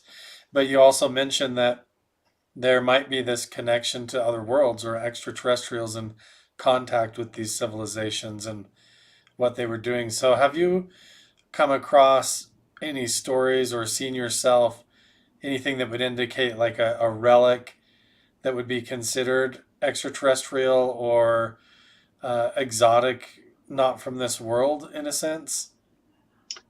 There's sites that I'm going after that's in the Philippines that supposedly have pieces of spacecraft that were taken by the Germans, that they were back engineering the technology before the war. They knew that the war was closing in on them as well, and on the Germany side. So they took that material, and they stored it in a bank in Singapore, which ultimately was sacked by the Japanese. Hmm. And some of that material ended up in one of these locations in the Philippines, which is on my bucket list of things to do to get there. I there's not it's really tough to talk about this for me, but I had an encounter on that mountain, and Martin also thinks that he was also included in this encounter, which is highly possible. But that night that light showed up um, on the tent and then lit up the whole area, then everything went black. There's one thing that still bothers me till this day, is these. I never get in the mummy bag mummified. My arms never go in the bag all the way in. I never zip that bag up to the point where it's only, I am stuck in the bag with my face sticking out, and that's it. So that's a little confusing to me, how I got in the bag so tight in it with the Yeah. zipper all the way up around my neck and the Velcro closed over the zipper and my hands at my sides. That's almost impossible to do, just getting into that thing. I'm sure people do it, but it's not the way I sleep in the bag. So that was the first thing. Um, it's I have a tough time, talking about this, because every time in the past that I've ever told any person that I trusted, or just thought that that I needed to kind of get it out there, and I couldn't really understand what was going on, but it has not brought me any good thing at all. Not that I ever told somebody because I wanted some kind of gain, or I just wanted a better understanding, and I wanted their personal opinion as being my friends for my whole life. Yeah. And they didn't give me their opinion. They more so gave me the cold shoulder, like I was crazy. And, till this day, I don't have those friends any longer because I think I'm nuts. Hmm. So you got to be careful, how you approach these subjects. But um, that evening, before I actually went to bed, the last thing I remember doing was going to the bathroom. And hence, yes, people go out camping, they have to go to the bathroom. Welcome to the real life. And I had a bucket buddy, just basically a compound bucket that has a toilet seat and special bags that go inside it so that you can do your business, and then dig a hole and you bury the bag. It's biodegradable and everything's good. And, at least you're not squatting over a tree trunk somewhere or on a cactus. Um, so I was out in the front of my tent and down the rock face a little further, at a 180-degree view of the surroundings. And this this light, this people call it tic tac. I don't see it as a tic tac. It did not look like a tic tac. It looked like I was looking broadside of this craft of some sort. And it, from where my position is, I'm higher up above where the bird is in elevation, and the bird is down the hill from me about 300 yards. And out in front of the bird is, this undulating, decomposed granite ground that Martin walked down and went around the corner in front of it, behind some tree that was there, to find that hole. And that's in my view from where I'm sitting, literally. Um, at one point, the light comes up over the top of the hillside that's directly behind it. It comes up very slowly, and it's not really lit up. It's kind of like the reflection of the moon is reflecting on it, but it's not reflecting. It's like a flat metallic surface that doesn't have like real reflectivity, but I could see the outline of it as it's coming up over the top of the hill. And I'm just looking at it and staring at it, like in kind of disbelief, because I didn't really know whether it was actually there or not. Hmm. And maybe it was just my eyes playing tricks on me, but it got like right over in front of the bird. And then it actually had a slight glow to it. And it was just sitting there about, I don't know, maybe 50 or 75 feet off the ground at that point. And now I'm like really kind of staring at it. And I'm almost in disbelief of my eyes if this is real. With that, a light comes out from underneath it that's, skinny at the top, and, a triangle shape of light comes out of it, but the pointy part is at the top, and, the bottom's wide, and it's a bright white, bluish light that kind of, it's so brightly intense in its being that I can't see through the light. I can't see the rocks behind it. It's just this big bright white light comes out, and then there's a tall person and a short person standing underneath it in the light. And I'm looking at it and I'm like, wait a second, is this like a tree? I'm seeing things. I'm not, and I'm scared. Don't think that I'm not. And I hate to admit that, but it's the truth, man. I was really starting to like literally shake. I was Yeah. like really getting fearful. I was like, oh my God, is this really happening? And I'm trying to finish up my business, no less, on the toilet. So I'm trying to do that, hurry, and get cleaned up and do whatever. And now I'm standing up and I've got the bucket in my hand, and I'm hiding behind this edge of this pine, this little fir pine tree, this juniper bush. And I'm kind of peeking out around the corner, like seeing what's going on. And I look, and this thing is still there. And this craft, there's a skinny, tall woman in white clothes, and there's a short woman or shorter being next to her. I didn't know their gender at that point. And I'm watching and I'm staring like intently at this location. And, it was weird because every time I blinked my eyes, the short person was 50 feet closer to me. And Mm. the other person stayed there under the light of this craft. And the short one kept coming closer. And the more I strained to keep my eyes open, the closer the person got. Every time I blinked, she was like 50 feet closer, until she was 3 feet in front of me. And I'm looking at her. I'm looking at it at this point in time. And she's wearing like a white Carhartt type suit, like a one-piece jumpsuit that's made out of white canvas of some sort, and it's got a hood on it. And there's like, I can see the fur or something around the edge of the hood. I can see her facial features, with black hair with a bob haircut. She didn't have giant almond eyes or whatever. I mean, she had more of an Asian style features of face, and she had black gloves on. And she got right up to me, and I'm staring at her, and she speaks out. In my head, I hear her very, very clearly. She said, what do you want, and what are you doing here, and what do you want?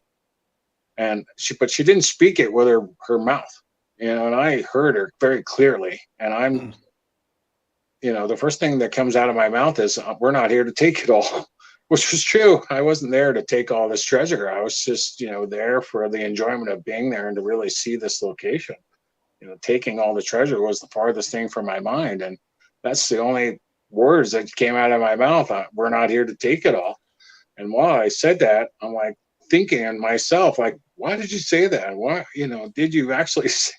Well, she didn't speak. So what are you saying? And I'm staring at her, and she's pulling her glove off, and she's like kind of like Mm. slowly pulling her black glove off of her hand. And my hand is going to shake her hand without me wanting to do that. Like, my hand is already kind of going into this handshake position, and she's pulling her glove off to shake my hand.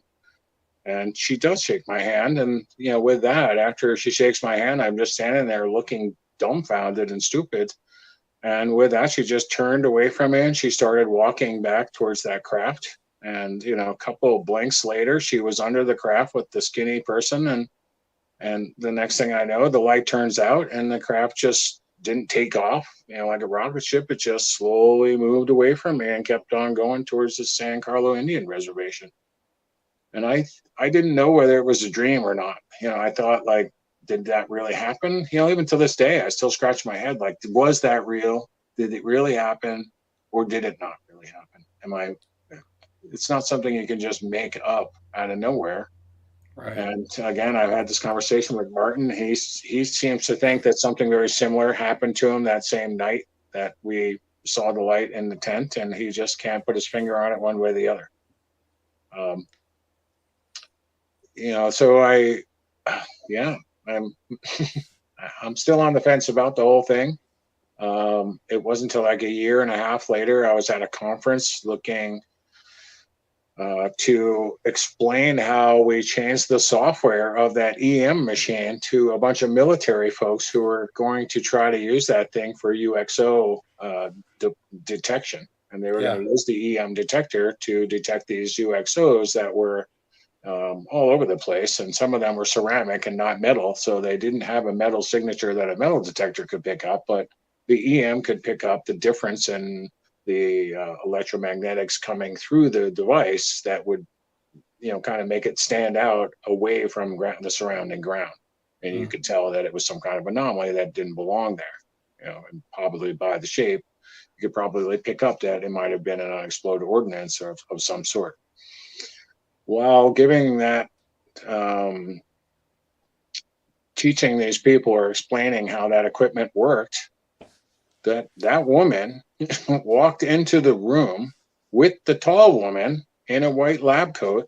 And I was in a conference room with about 15 different people of all different calibers of military people and people in fatigues, people with all the jazz on their jackets and stuff, and doctors in their white coats and whatever. I'm just telling them about how this equipment's going to help them solve this problem. And in the door walks those two ladies, and the short lady was that lady that I saw in the field.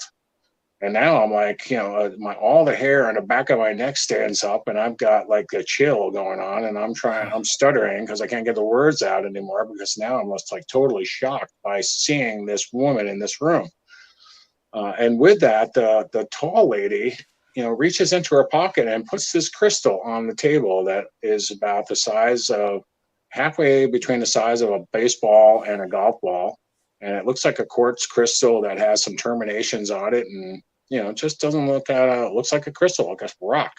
And she puts it on the table. I look down at it and I continue my conversation with these people. And I look over at her and she looks at me and she gives me like a feeling of, don't worry, it's okay kind of feeling. And I actually hear the words in my head, but I don't hear them with my ears, now I'm even more scared, a little more Yeah. scared, a little more uneasy about the whole thing.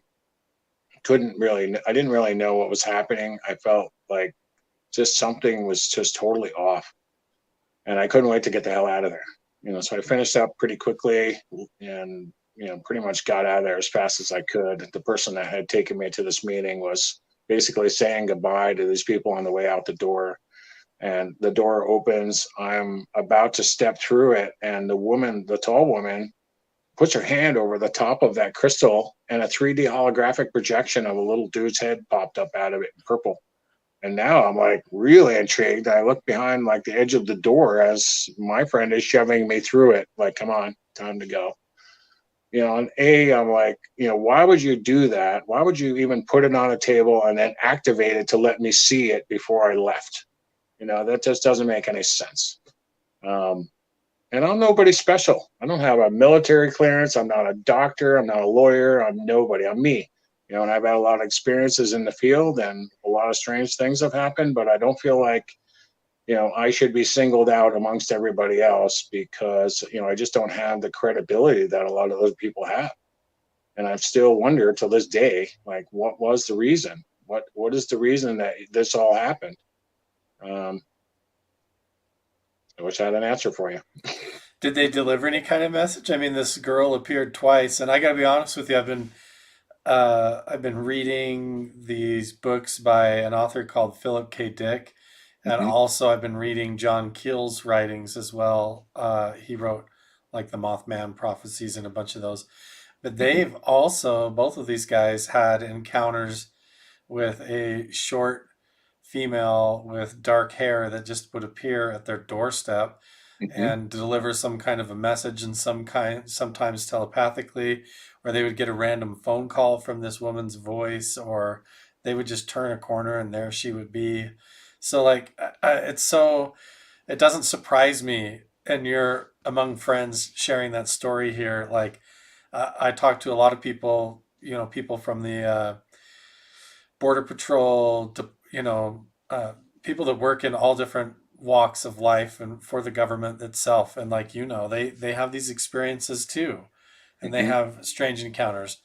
But so I believe you. Did anybody else in the room see this girl, or was it just something that you feel like that was just shown to you and they walked in just within your perception? Or My friend that was there, he was, he was privy to it. He saw the holographic projection as well. He saw the woman, and he just said, I said, does that woman, do you know who that woman is, or does she ring a bell, or this person's name? It's just like, no, I never met her before. I never saw it before. And it wasn't until like, it bothered. It was the whole event was very unsettling for a yeah, long time. I struggled with, what does this mean? Like, why am I seeing this? Like, why did I see that? Why did that woman come from out of that craft and then show up in this location at this particular moment in time, uh, telepathically or somehow or another, talk to me that I actually, it was like hearing her in my head, like I yeah, heard her through my ears, but she did not speak. And it wasn't until like 6 or 7 months down the street, and I was really struggling with, like, what does this all mean? I mean, what is the real purpose of the point of me knowing this information? And I would, come out at nighttime and talk to the sky out loud in my backyard. I'd literally be having conversations with the stars and God, the creator, to ask him, like, what is the point? Why? What, what is it that you want me to know? And at that moment in time, when I said, I give up.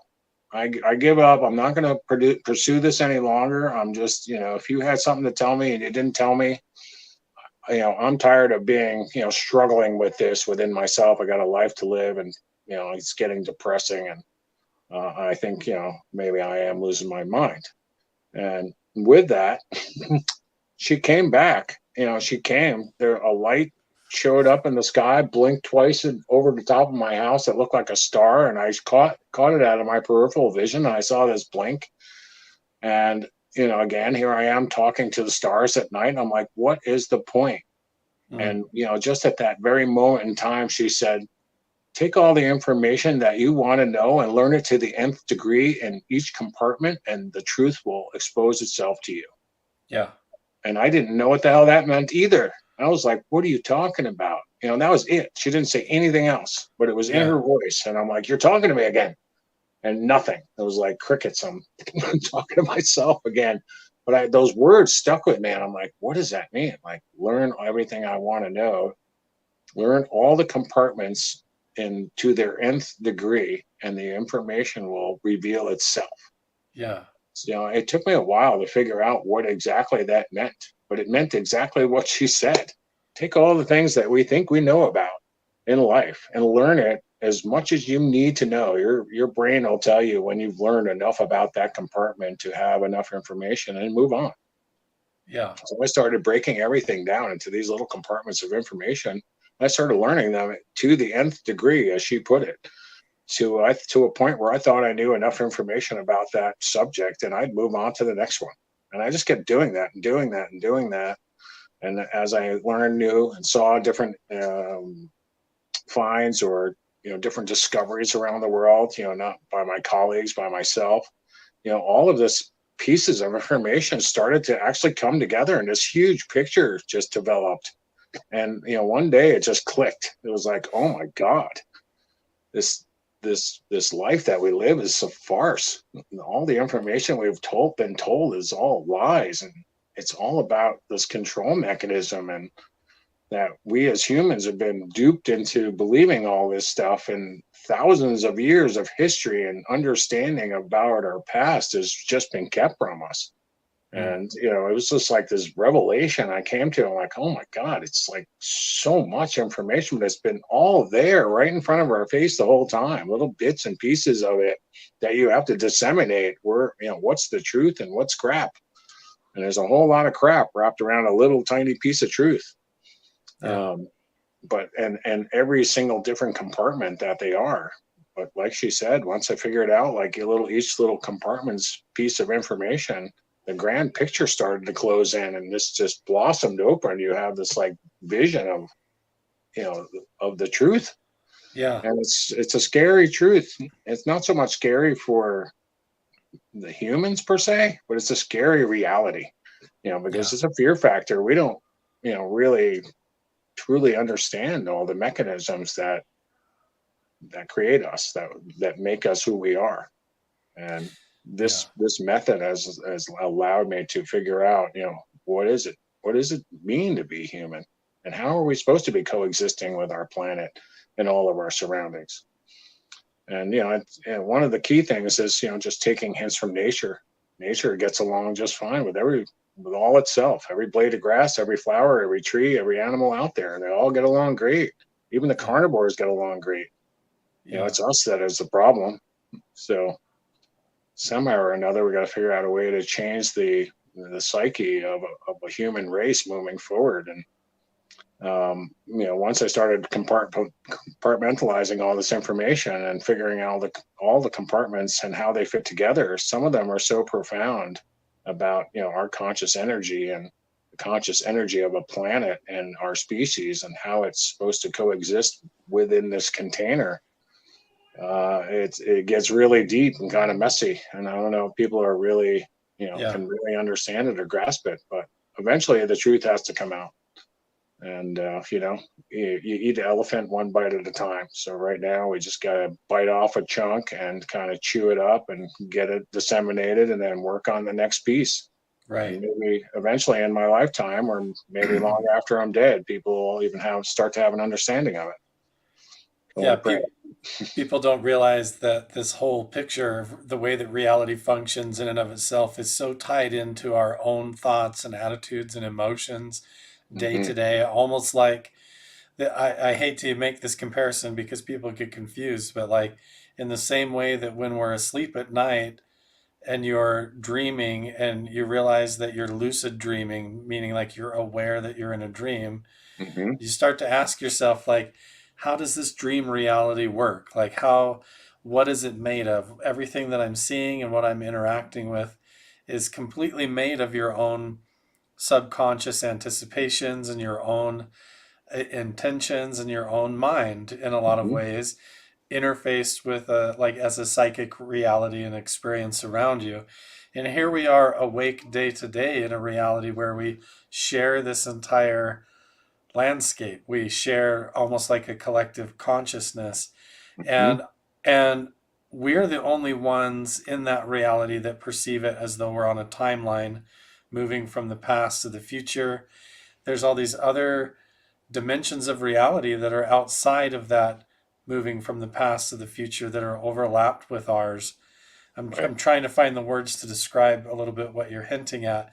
But what you're saying is like when we dig into the ancient past and we start coming up with the truth of it, and when you're able to open your mind and your consciousness to what that truth actually reveals instead of trying to cover it up and hide it, which has been the status quo up to now, when Right. you allow yourself to accept the hard reality, like, oh wait, our world does not come from a past like we have been taught. We've been duped.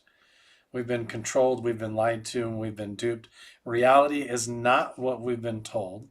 Our history is not what we've been told, and us as humans are not what we've been taught and told as well. And if you can get over all of that, then this whole other world of potential opens up to us because we realize, oh, we're not limited like we've been told, and we're not the chickens kept within the chicken coop like we've been taught to stay. We have Hmm. this unfathomable transcendental potential as humans that a lot of these ancient cultures were tapped into. And that is the big secret, is that they understood this. They were in contact with these other dimensions or with these other sources of energy, and they were utilizing them. And that's what's really being covered up, is that ancient past and connection with the nature of reality and the energy of the earth Hmm. and these other dimensions and beings that live in those dimensions. And so I Right. don't know. I just tried to tackle it in a few words there, but I mean, am I hitting close to home for your experience too, John? You are. I mean, what I realized is that, the modification of the human genome across time has been going on for a very long time. We, even in today's time frame, and our doctors, our technology, our, CRISPR systems where we can, genetically change or modify gene structure to what Yeah. we need it to be. We can grow ears that look like humans on mouses' backs and do all of this crazy stuff. This stuff was going on, all the depictions in Egypt about, most of the beings were very big stature, giants in their own right, plus the modification of the genome that was going on. I mean, you think a civilization would take such time and finesse to carve a bird-headed man or, some minotaur-looking dude or all of these things in stone with the rest of their history if it wasn't existing at the time? Hmm. We talk about there's this there was the religious side of it, God smithing the planet and creating the great flood to get rid of all the abominations of mankind. And these are the modifications that were going on to change our genome to a working slave for their benefit. And slowly across those modifications, we are who we are today. Hmm. um, these modifications were going on for, quite some time. And I think if we were left alone to our own devices, like a Neanderthal man, certainly at this point in time, we would still be like Cro-Magnon man or whichever one came after that. We wouldn't be as evolved and or smart and have all these gadgets that we have if they didn't start intervening at that time frame. Um, and I still think that genetic modification is going on till this day. I mean, you see, as the pieces parts, and as I was growing up, again, coming from a dial rotary telephone with a big long cord, if you wanted privacy, you were taking it and the cord into another room, and that was about it. We didn't have computers, we didn't have cell phones. Our answering machine was, two big tape recorders and all this crazy stuff. Um, but point being, when I was a kid and was watching all of these UFO sightings and these things that were going on, you see a progression of things that were actually happening to these abductees. And, one of the things that I found pretty curious was that, first you had abductees saying they got abducted. Then you have abductees on the women's side and men saying, they were screwing with my sperm count and my eggs and possibly impregnating women with a hybrid child who, Hmm. you know, she ends up coming back and going to the doctor, and the doctor says, "Yeah, you're pregnant, and these are all the signs of being pregnant, whether you had sex or not. You're pregnant." 3 or 4 months down the street, then she gets re-abducted again, and the child is removed from her and taken by them, They and she's find like returned. blood on the sheets and stuff like that, and the woman's all sore, and there's no baby. Yeah, there's a lot of reports of that. A lot. Exactly. Then you hear, more so that a few years rolls by, and then the mother's taken back to the ship to be shown her hybrid child. And you either accept your hybrid child and what's happened, or you're totally freaked out, and they send you back and brainwash you, and that's it. You forget all about it. We should never really forget all about it, because somewhere in there, the truth is locked up, and it'll just be a trigger or keyword, just like hypnosis, and it'll come flying out of there, whether you like it or not. You're either Yeah. prepared for it or you're not. But you see kind of this progression that's been going on about this hybridization of their species as we were slowly modified in the likeness of maybe the Anunnaki style people and or the reptilians, and a cross modification of maybe both of those genomes to adapt and evolve to this planet Yeah. and also do their bidding. Maybe as the modifications went on further, they dulled down our senses of awareness so that we could be controlled better, and Right. they could control the energy that is us. I mean, this is a whole different kind of subject, really. And there's this container, and then there's the energy that's you that powers the container. The Yeah. container is expendable across time, across the board. The energy that is you flourishes within the container until the container, it can't support life any longer, and it dies. Your energy doesn't die, your energy just moves on out of here. the container itself is just, the host container, for you to coexist on this planet. And hopefully, or in my thinking, that it would have been harmonious with the rest of nature as time would have went on if we were left to our own devices, but we weren't. Right. We were modified, and for people to understand how the energy of you, really equates to the outside world, and that they're two different things. We are the energy that powers the container is a totally separate thing from this container and the life we live on this planet. Yeah. And you see this. I try to explain it to my wife in a way that she can understand, because she's not, up on all the things that I do and see. So for her, it's kind of very strange what I say.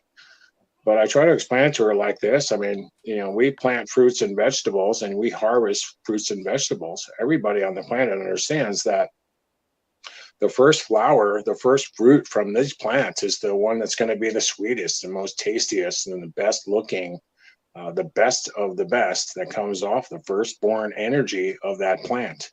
It's the Yeah. first one we want to harvest because it's going to be the best. The second born and third born, or the third and fourth picks, or the second and third picks of these fruits and vegetables, they're not always as good. They're smaller, they're runts, they're not fully developed, they're this, they're that, they're the other thing.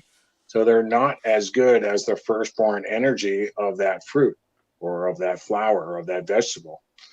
And we are no different, and the powers that be that we call the cabal and the Illuminati, and for the ritualistic sick things that we look at them doing, like taking babies and drinking their blood, or doing these very sadistic and screwed up things.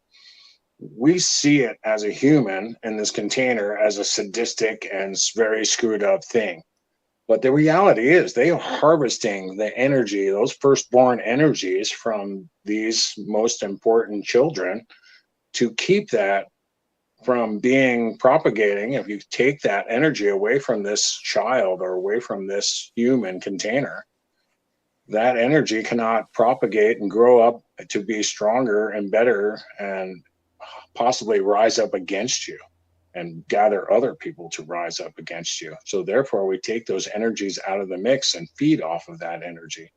Right.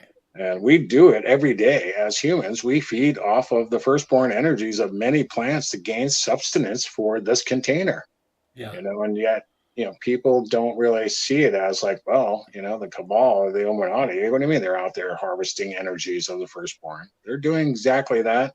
And it's been done for thousands of years. Who do you send into battle? All these wars that are fought throughout time?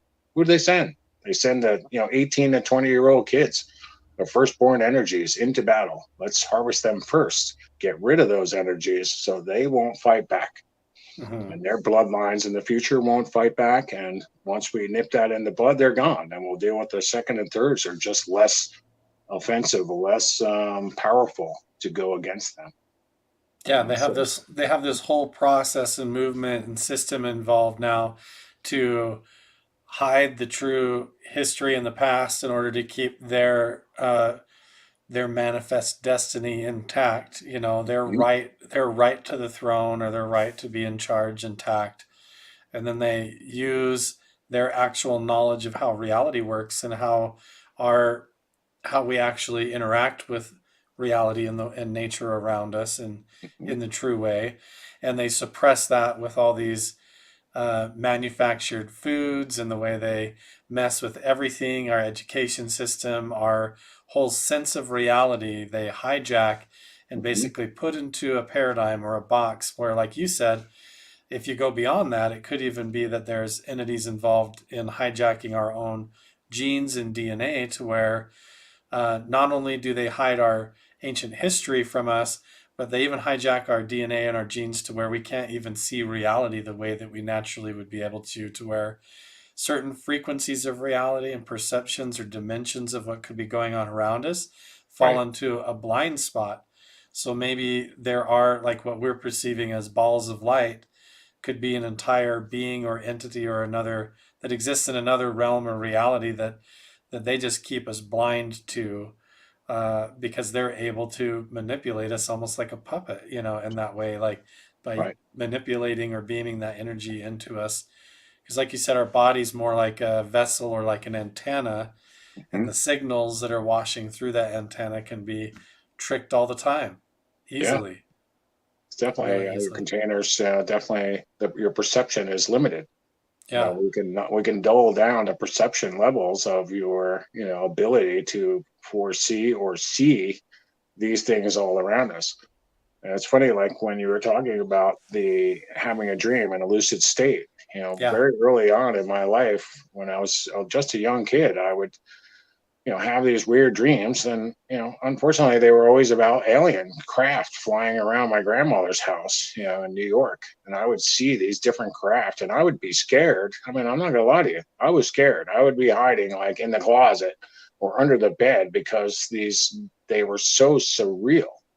And I would find myself literally flying, like flying through the air in a dream that you can't control. And you're like I said, like lucid dreaming, you recognize in that you are dreaming, and whatever's happening in the dream, your subconscious is looking at it in the second person. The dream is going on, and your second person subconscious is looking at it saying, hey, I recognize that this is a dream and yeah, that this is happening. And if you can keep the separation between the first level subconscious, second level subconscious, to let it continue, because once you actually try to access that second subconscious to say, oh, this is happening and I need to focus on it. As soon as you do that, you wake up and it's all over. right. Um, but at a certain point in time, my body, my mind would see, like, you're in the dream. I'm flying along and so it's just going along and I have no control over what's going to happen. I'm just going along for the ride. And one part of my brain is looking at it, watching it all occur. Yeah, At one point in time, another part of my brain said, why watch? Just watch it. Make a turn. Go yeah, left. Go right. yeah, Go straight. So I started controlling the directions that I could go in the dream. And it was almost like having three parts of my head working at the same time, which is kind of yeah. tough to explain. There's actually the dreaming part as it's going on. And then a part of my subconscious that's watching it happen. And the other part of my subconscious that says, let's change what's happening. Let's change that And then direction and go there, this way. John, there's always a fourth one too, which is there's the subtle awareness that can creep in where you know that your body's like laying back in the bed Hmm. asleep. I've even heard myself snoring before and been like, huh. Like, and so there's all these multiple paradoxical levels of awareness that are all like working in cohesion and synergy together all of a sudden. It's Agree. like a non-physical awareness as opposed to just looking through your eyes, you know? Mhm. Yeah. Agree. It's and sometimes I wonder, like, I used to think about it like, um, in my brain, I would see like it's like 35 millimeter film. Like you're having a dream and these films are going past your eyes, your subconscious brain, and I would see these movies transpiring. And then at one point in time, I would see like, 7 frames, and then it'd be 16 blank ones, and then 2 frames, and then 17 more blank ones. So you have this like broken piece of film that Yeah. has a bunch of information and a bunch of non information missing. And then on the top of that, there would be another film going the opposite direction that had the same thing, a bunch of Yeah. information, a bunch of blank film, and they're all moving at the same time. One's going that way, one's going this way, and I got one on top doing the same thing. And I'm trying to understand. I'm trying to like watch the video in my mind's eye of what does this actually mean and what is it going on here, and how do I change it? Like, okay, you got to figure out like what these actual pieces are and what pieces are missing in the middle, or what from the last picture you saw to the next picture you see, what could have happened in between there.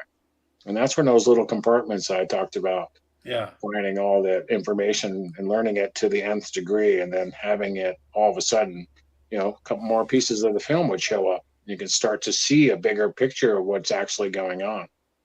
But the picture I keep seeing is this picture of like, why do I know all this information, and how do you get real people to understand that we as a collective need to bind together and start fighting back against this oppression. Otherwise, we're just doomed to continue this cycle of silliness over and over again. Yeah.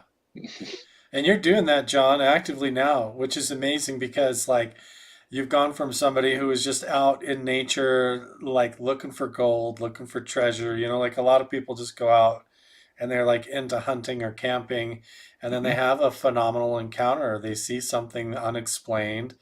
They come across a mystery, or they see something in the sky on one of their trips, and it unravels their life in one sense, but on the other sense, gives you a new purpose, a new direction. And one of the things I've been really impressed with you is how much your work has evolved into this, working with the environment and this humanitarian cause in order Mhm. to, as you uncover the past, how can you take that in order to protect the planet and everybody for future generations, which honestly is a common message in these encounters with beings in dreams, beings in abduction encounters, and different things like that, is always this sense that we're ruining the planet and need to fix things. So, before we wrap this up, we've been going a little bit over 2 hours. It's been such an awesome conversation. I got to have you back on here, but I want you to be able to have an opportunity here to tell everybody really quick again what you're doing moving forward with your project, and how you're trying to better the planet and help other people with your work, John. Yeah, I appreciate that. And really, I'm shocked. It's 2 hours. I apologize. No, it's great. It's perfect. I love it. Yeah, Treasure Quest NFT, Treasure Quest Club NFT is, really the this can it's the way that we need to move forward to protect these treasures as they come out of the ground. Not only just monetization of gold and silver treasures, but all treasures. I mean, all of this information needs to be shared with everybody. And all treasures that come out of the ground, especially on this scale, on Japanese Yamashita treasure, these sites are huge. They could be a ton, they could be 2 tons, they could be 100 tons, they could be 1,000 tons. I mean, there's no shortage of the amount of material that could come from it, not Mhm. only in the monetary aspect, but the history and the information gained along the way. I mean, all of the things that were stolen from the Chinese, who stole it from all over the world at the time, statues and uh, different paintings, possibly different types of, that prove out different types of civilizations that were going on back in those days, 10 for 10,000 years. That's all important stuff that needs to be shared and viewed in a museum. The antiquities side of what we're doing with that, uh, the division of the monuments men here in the United States, and they were protecting, German treasures, looking for the Nazi treasures and trying to bring them out. This group is actually cataloging all the antiquities that are found around the globe and in museums, and putting them to NFT into the blockchain so that they can be protected for future generations. And we hope to bring every artifact that we uncover out of the ground into this position, so it's automatically in the blockchain forever and ever and ever to be found. Even if it gets stolen, it'll still have a record and still be able to be tracked out across the board, and lots of people know about it. Mhm. And it's the only way that I can see protecting these treasures as we move forward into the space. I mean, there's a bunch of people out there with tons of really awesome projects that, not only will we cover, lost treasures per se in the monetary side, but the lost historical aspects, pieces and parts of, different aircraft and or beings that don't belong here, and Bigfoots. And there's just no shortage of the information to be found out there. The Yeah. longer we wait, the longer we continue to do it, and the aspect that it's these small confined groups, and the lion's share goes to the group and nobody gets to benefit from any of the information or the treasure, it's got to stop. So, using the Treasure Quest Club's NFT program, and protecting these treasures and putting eyes on it and making it totally transparent to the world, and the more the merrier, because the more people we got, it's a whole lot easier. It's a whole lot harder, for a government to back out of a contract that says, we take 20%, and then when Right. it comes time, they say, oh, we take it all, and you're only 50 people. So what are you going to do? Fight the government? No, you're not. You could try, but it'll be a whole lot harder when there's 10,000 people or 1 million people watching what you're doing, and the government has to answer to 1 million people that are pissed off as opposed to 50. Right. Maybe they'll still steal it from us, but at least I've created awareness to a million people now know that this artifact existed and we did recover it and it was stolen from us. Right. So we've got to use these mechanisms as best we can to help not only protect them as far as visualization is going and the understanding that these treasures exist, but then the monetary aspect of that. We can clean a lot of oceans. We can clean a lot of carbon out of the air. We can help a lot of people get out of, homes that are getting blown over by typhoons. We can plant a lot of cash crops for people that help them flourish into the future. I mean, what good is it? When we all go, you're not taking anything, any material item with you whatsoever. Right. So all you're going to take is all the information that you've built up inside your head and all the experiences that you have. I think those are going to go with you. And I hope so, because really that's the only thing I do plan on taking with me. So the Right. more experiences we can have, the better. And the more we can help people understand what, being human is all about and helping people to, kind of live a better life, not only for our sake, but for everybody's sake. Yeah. That's really the goal. So, John, I used to do the same thing as you, going out into the woods and out in the hills and saying, why me? Why does this happen to me? And what is my purpose? I used to go out on my balcony because I would wake up outside on my porch and in different places in my house, like you. I've had strange out of body like dreams and uh, paranormal type experiences like that as well. And now I'm out running around doing this full time too, trying to explore the mysteries and I encounter people like you, and it's no coincidence, trying to get the message out. And you've been out there asking and wondering what your purpose is, and I think you just summarized it up really well, really well. Like, why me? And this message is coming through. You're helping change the world and approach this whole topic in a new direction. And man, John, I hope we get to work together more in the future. I definitely want to have you back on the show, and I'll hope to see you on some of my friends' shows that have even bigger ones than me. It would be really cool. But everybody, where can everybody find you if they want to look you up? They can try us at treasurequestclub.io, or it's treasure-quest.io at the website, excuse me. Also on the Discord channel at discord.gg/quest. And we have Twitter, and all of it runs under Treasure Quest Club NFT. So on the Twitter, on the YouTube, Instagram, I think they have TikTok and Telegram. I am so new to this whole space about social media, coming from the television side of it. Before TV, I never really did a whole lot of picture taking and talking to anybody. When I got on with History Channel, it was very censored, so I wasn't allowed to make posts. I wasn't allowed to, anything I said, they always had something to say, like why I can't say that. So It just became like, what's best? Don't say anything. Just say nothing. And saying nothing was better than putting your foot in your mouth and being scolded like a little child. So I just never did it. And now that my contracts are done, and unfortunately for us, I would have loved to go back to to the Philippines with the History Channel and make the recoveries and do what has to be done, but COVID had dictated something else. Right. So now that those contracts are over and we're back in the saddle again, we can go and do all the things that need to get done. And I can now actually put on my social butterfly wings and kind of get into the space and make people more aware of what we really stand for. It's not about, I need to have treasure so I can buy a big yacht and a boat and a ship and some cars and whatever.